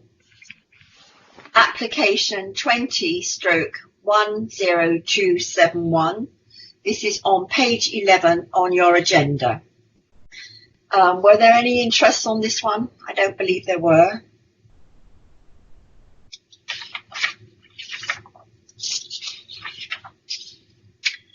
Okay, then can I go to the case officer, Vivian Baxter, to give your presentation, please? Thank you, Chairman. Yeah, this application for Hill Rise. Here's the site just on the edge of the built area of Fordle. It's quite a large plot. It's surrounded by residential properties to the north, the east, and to the south.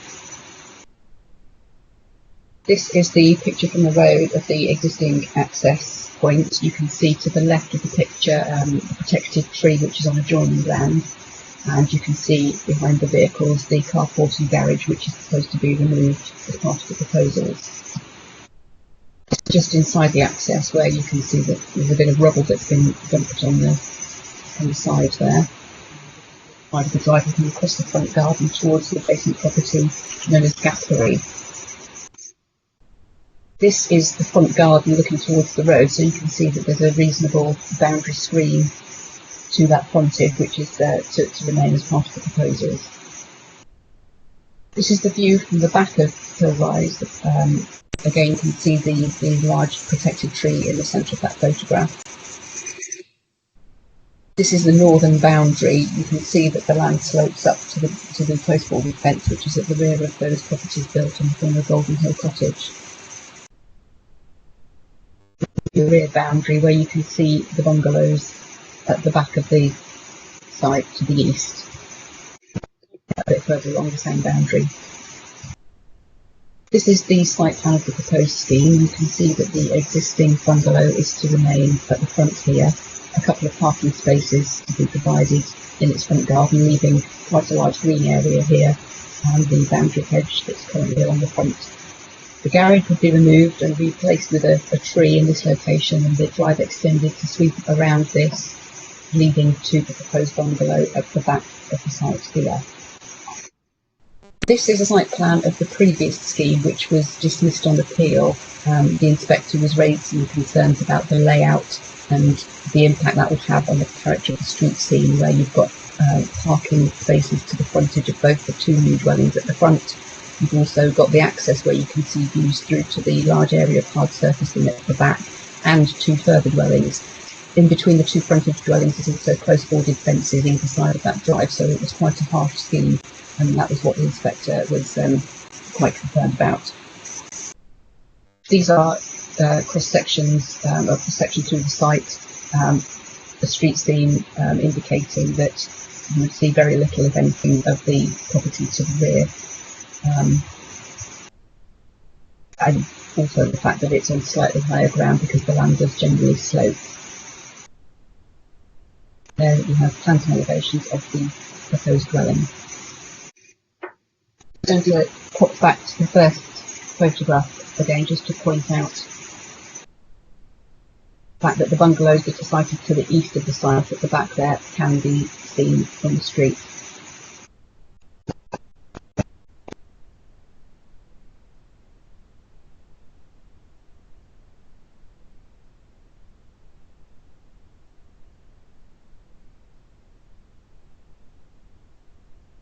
We seem to have lost connection here. Yes, I can't hear nothing. Can't hear anything either. Can you do anything, Democratic Services? Chairman, it's Matt Wisdom here. Is Viv still there? Because it looks to me like... Yeah, I'm still here. Yeah. Did nobody hear anything that I've just said? No, we can't see. The presentation's not moving and we can't hear you either. Oh. Right. Chairman, we heard most of what Vivian said. I'm not sure when it stopped. I'm not sure when the presentation stopped. Can we go back? Yeah. Yeah. It stopped when she went back to the front gate. Right. Okay. Oh, well, if I went back to... Yeah, we had that. So if you can go from there. Well, all I was pointing out on this slide, after I'd gone through all the rest of the slides, I was just pointing out that you can see a couple of bungalows that are to the east of the site at the back there. You can see those from the street. That's all I was pointing out. And then that was it.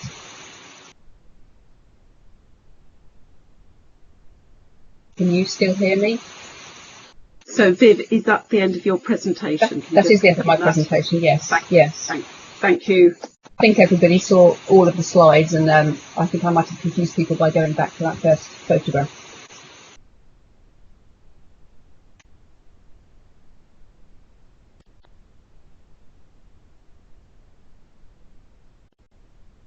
Is there anybody there? I'm here. Is anybody out there? Yeah. Have we lost our chairman? I'm here, Councillor Davis. Sorry, can I go to Councillor Sue Bennison, please? Thank you, Chairman.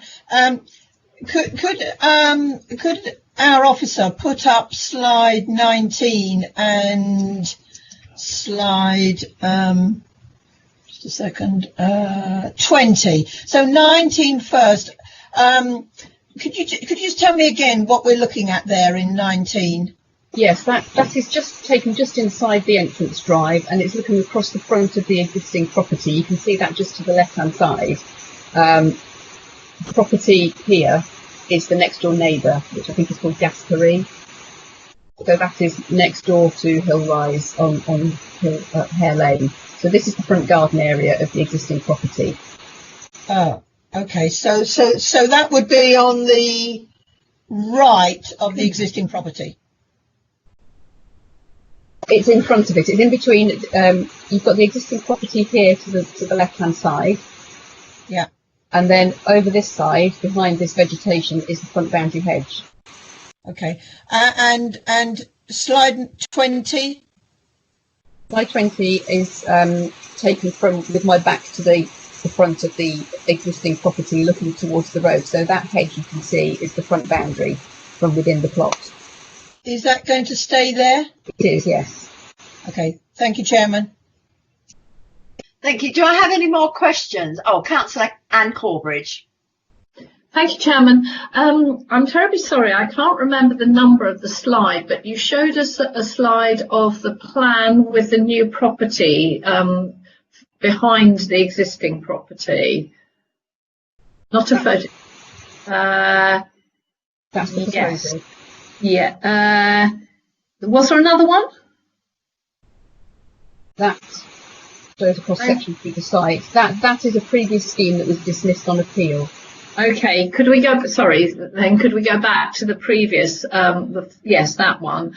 I just wanted to check out the size of the garden in the new property, which appears to lie largely behind the property. So the garden of the proposed dwelling? Yes.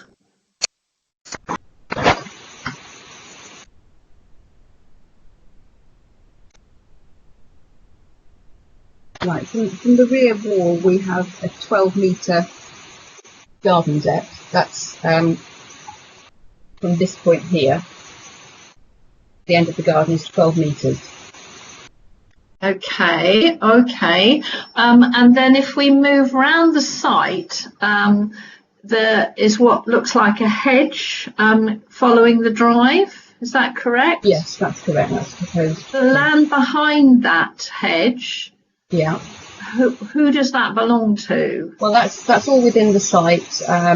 I would imagine, given that they're proposing a hedge all the way along this drive, that would be retained in the ownership of the new dwelling, given that it would be largely separate from the host dwelling.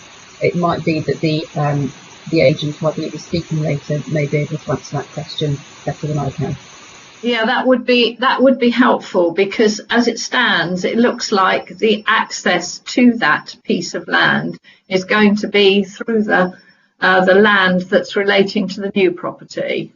There doesn't seem to be a break in that hedge anywhere to permit entry. Yeah, Councillor Corbridge, we will ask that question to Mr. McKeon. Okay. If I can go to Mr. Kangarani. Yeah, thank you. Actually, that green hedge that's been drawn and you were just talking about, what happened to that land? Is it going to be sold off later, or is it going to be separated? I'm not sure why they have that hedge in the middle of the garden.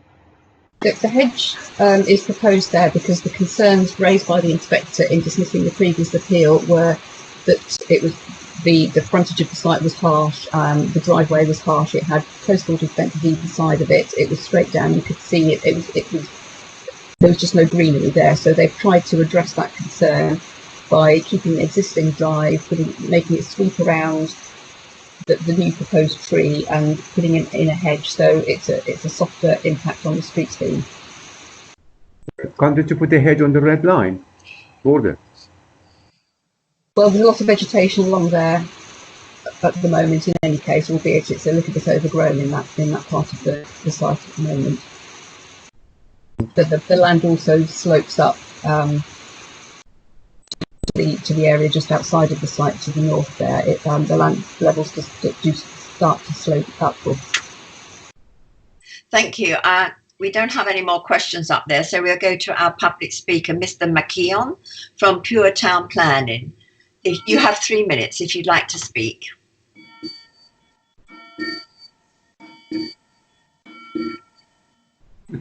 Sorry, can I just confirm that you can hear me? We can hear you. Okay, thank you. I can't see you at the moment.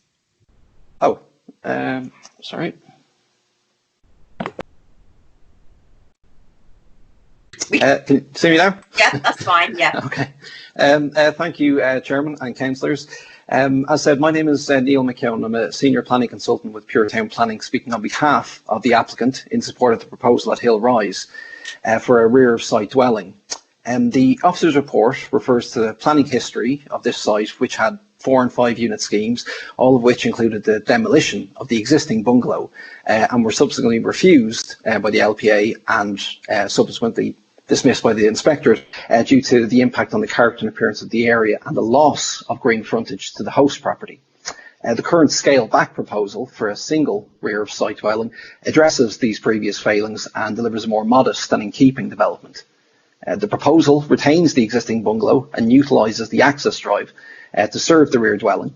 Whilst car parking is proposed to the site frontage, it's set behind the existing front boundary hedge, and the bungalow itself retains a front and rear garden. The new dwelling is of traditional design and sited directly behind the host property, set over 40 metres back from the road.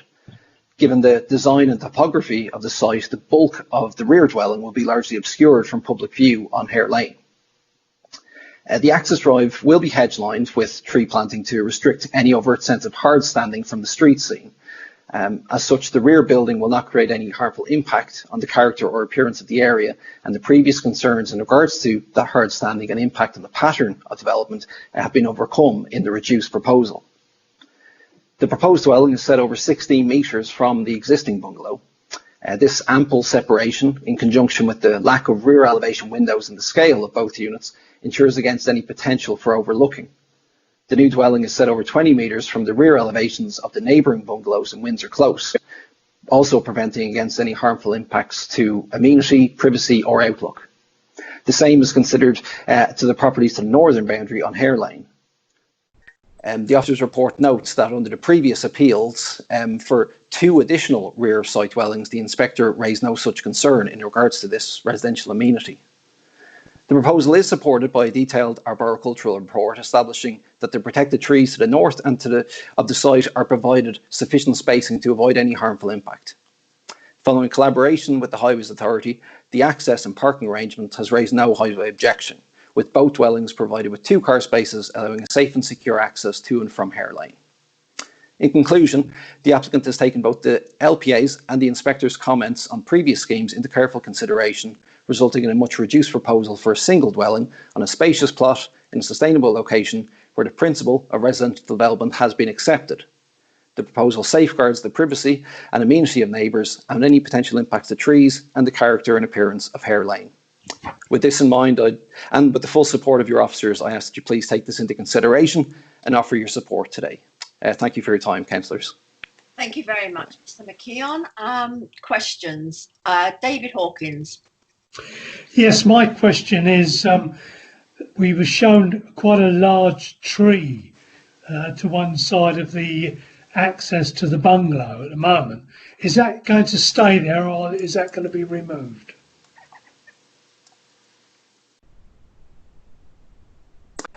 Sorry, I'm just zooming in on the plan. The tree to the frontage is to be retained, and there will be additional tree planting, but the tree directly to the frontage will of the existing property will be kept. Thank you. Councillor Ancorbridge. Yes, thank you. I wanted to, Mr. McEwen, as far as I'm aware, didn't cover the point that I raised about that piece of land behind the hedge. I wonder if he could talk to us about the future use of that and the access to it. Well, yeah, I suppose the reasoning behind, first off, where the hedging is positioned, that is primarily kind of feeding off the previous applications and the concerns that there was pretty much a completely visible access drive, which was very much, it kind of increased the sense of hard standing. So the hedging, as it's kind of, it curves along the frontage with some tree planting, it's to soften that access drive, really, from public perception. The hedging itself, I suppose, marks a bit of a kind of demarcation between the access drive and that space being kept open. You may have noticed from previous applications that the land to the rear of Chance, that property on Hare Lane, is no longer part of this proposal. That's where a previous dwelling would have been put, but it's no longer part of the application, so there is no longer any realistic room for any other development on the site bar the proposed unit. So that space behind the hedging will be kept as greenery. There won't be any build form on it. And does that still, that piece of land then, will that continue to relate to the host property? It's at the moment, my understanding is that it will be almost a kind of invisible line between the two frontages, between the kind of two properties, and that there'll be almost kind of shared, well, not shared ownership, but in terms of maintenance. The front property will take, you can see that there's some extra planting to the left hand side of the front, to the greenery at the frontage, and in terms of, I suppose, the site specifics of the site ownership will have to be dealt with in terms of kind of the land registry, how it's definitively split between the two properties, but it will be continuously managed with no built form. Thank you. Can I just ask, does the other side of that hedge, do I remember rightly, does it bank up? Yeah. Yes. Yeah. You can't build there. No. Okay. Councillor Sue Bennison. Good morning, Mr. McEwen. Could we go back, to slide 25? That's the one.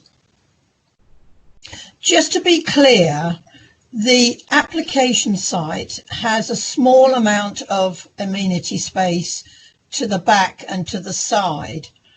Is the amount of green space to the north of that hedge that's lining the driveway, is that to be part of the amenity space for the application site? Down that road. To the, I suppose, immediately adjacent to where, I suppose, the side elevation of the new rear property, and you can see that kind of, there's a small tree, then the hedge line. Well, yes, the immediate space behind that hedge line would be, I suppose, accommodated, well, not accommodated, it would be under the use of the new dwelling. Solely? Well, yes, because the host property will still retain its front garden and kind of rear garden, which will be kind of fenced off as well. So it'll be kind of clearly split.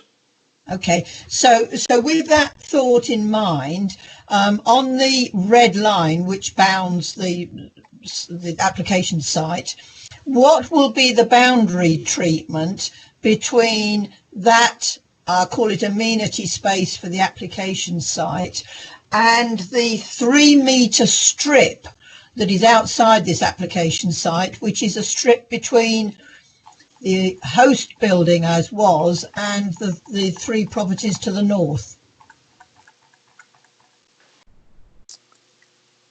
I'm sorry, I'm just struggling. There is a 3 metre strip that belongs to the host property, which is outside of this application. If I turn to page 14 of our report, it talks about the 3 metre strip no longer part of the rear garden of Chance to the north. It also admits the 3 metre strip of land closest to the dwellings built at Golden Hill Cottage. Yes. So what is going to happen with that 3 metre strip? Because obviously this will impact on the amenity space for this application site. Well, I suppose that strip itself, as the officer's comments has noted.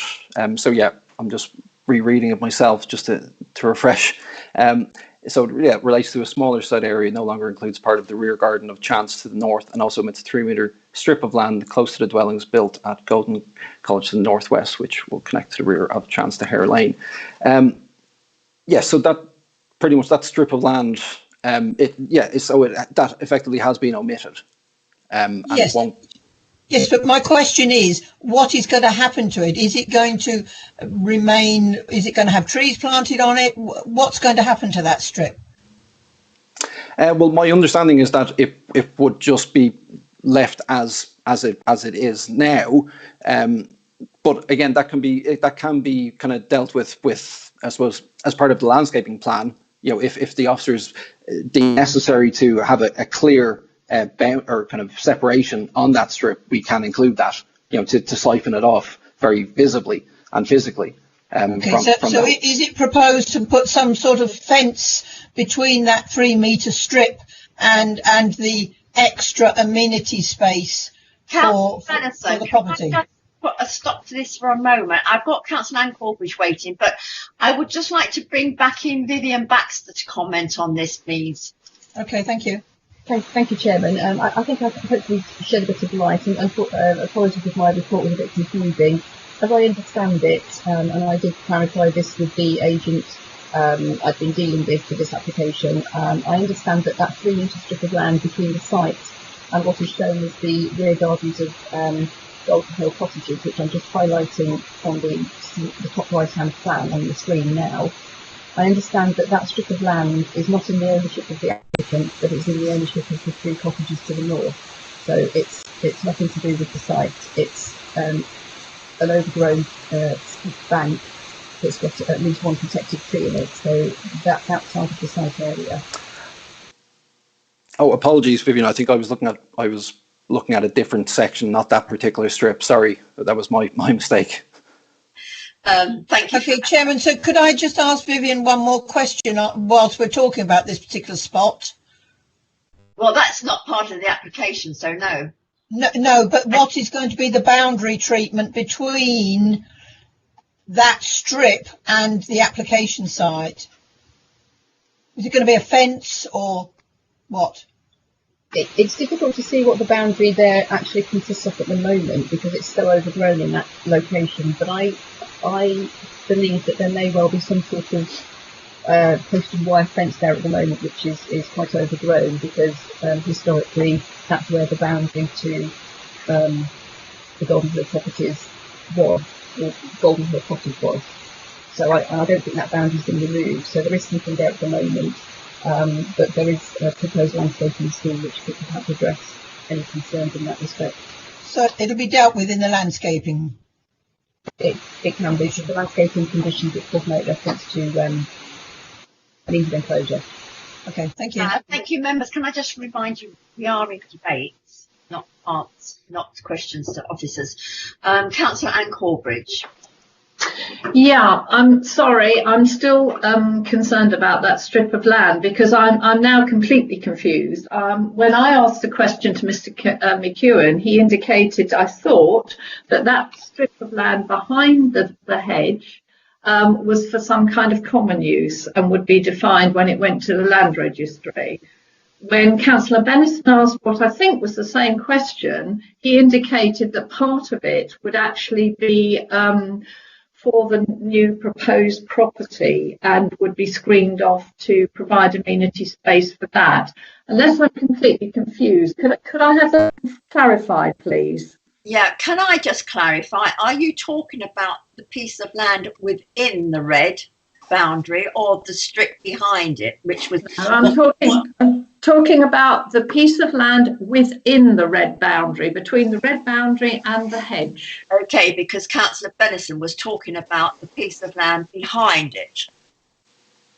So that's two separate pieces of land, and that one behind is not part of the application site.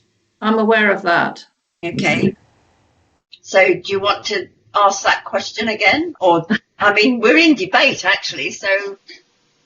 Well, can I just confirm what I thought I heard from Mr. McEwen, please?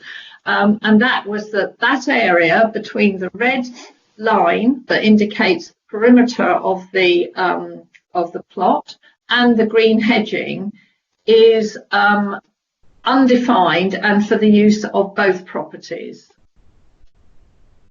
Yeah, apologies.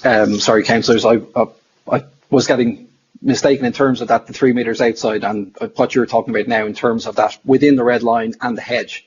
That will, yes, remain open, and there isn't a defining line between where it will be split on the plan itself, but it will be kind of shared between the two properties effectively, and there won't be any built form on it. Thank you very much. We'll just move on now. Councillor Kangarani. Actually, my comment was about the same thing. If it's not decided at this stage or later stage, there would be a point of contention between the two dwelling, actually who owns that, and there might just be a dispute later on if not decided now. I think it should be.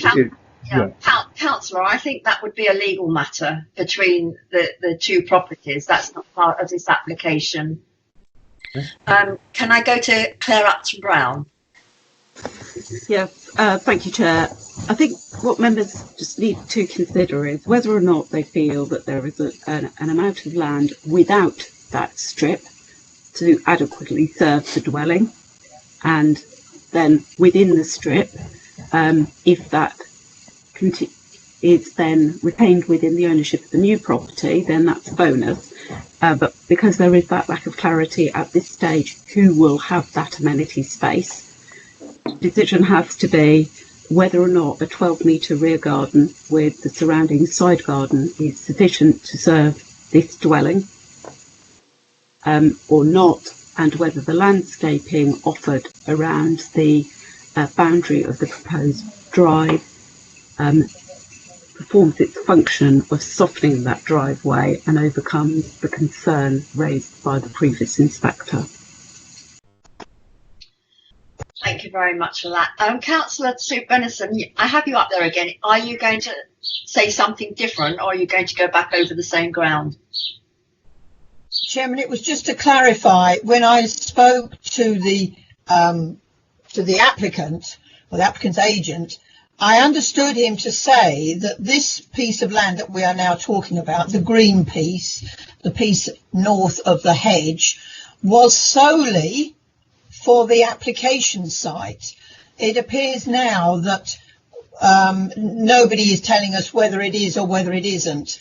So looking at this application, we have to base our judgment on whether the land to the rear and beside the proposed dwelling is sufficient amenity space for that particular dwelling. That's how I'm going to view this one, and it does, I think, cast doubt on whether this should be granted. Okay, thank you very much. For what it's worth, I know this site, and I think that this is a good application. It's a terrible scruffy site at the moment, and I think that these two properties would benefit the whole of this area around here. There's nobody else there that wants to speak in the debate. I can go back now to RTS in, Madam Chairman. Sorry? I've just put an RTS in. It hasn't come through. Oh, I haven't seen it. I've just got one come up for our Councillor Davies. There should be one from me. Right, well, let me go to you first then, Councillor Glass. I can't see you on there, but Thank if you. you want to say something. Yeah. As we're in debate at the moment, and I think that piece of land will be sorted out by the land registry, I would like to propose that we go with the officers and accept. Thank you very much, Councillor Glass. And can I have a seconder? I second that. Thank you, Councillor Hopkins. Now I've got Councillor Arthur Davies on there. Thank you, Chair. I mean, I agree with you, Chair, and I agree with Councillor Glass. I know this is backland development, but this, in my view, would enhance the area. I think it's a good application. Whether that strip of land is going to make any difference, I think that can be sorted out elsewhere. I don't think it's too relevant. So I'm going to go along with the recommendation of the officers to grant. Thank you. Councillor Barry Dunning. Yes, I just wanted to say that I agree with you, Councillor Ward, that anything on that site will be an improvement. Thank you. Thank you. Councillor David Hawkins. Thank you, Chairman. I have a few reservations.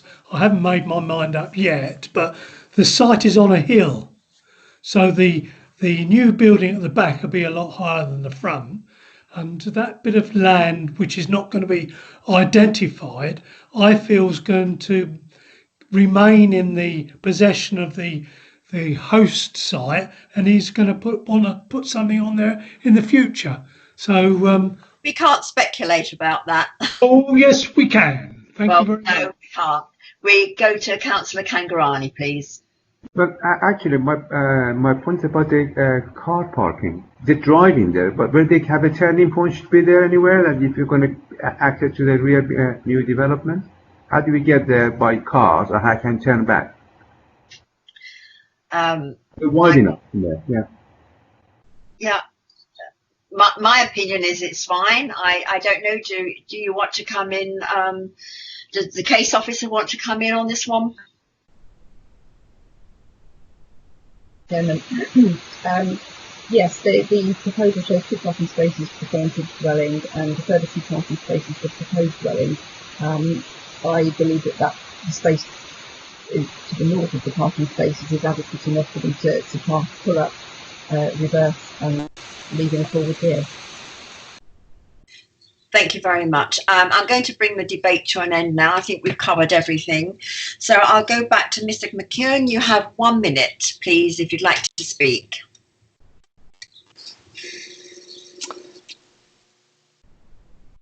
Thank you, Chairman. I think pretty much between, I suppose, our own representation and the officer, I think we've covered everything.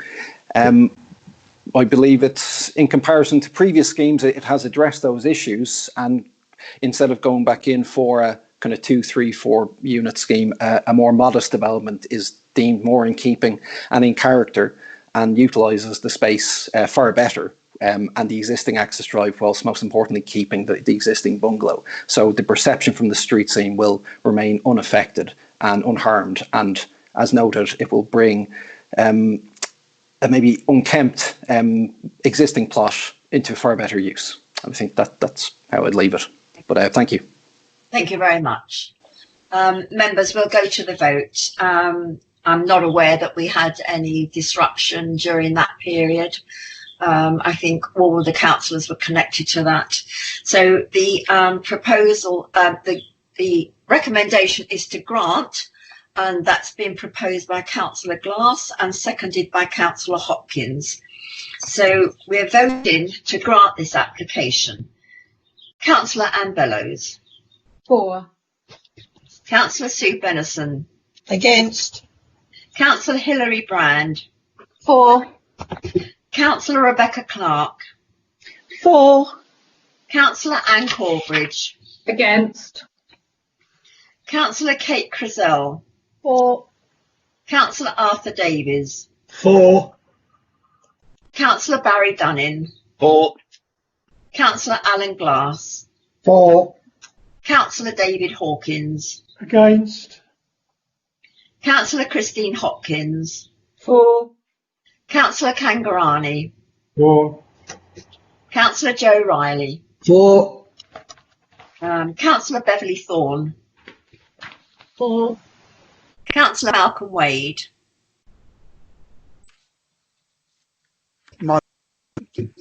Hang on. 4. Thank you. And I'm 4.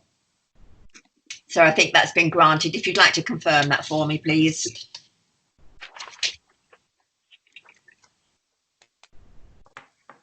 Hello, I've got 13 votes for and 3 votes against. So it's carried the motion to grant permission. Thank you very much. Members, that concludes this item, and it also concludes the meeting. I don't have any other business, so I just wish you all a good day for the rest of the day and keep safe and well. Thank you. Goodbye.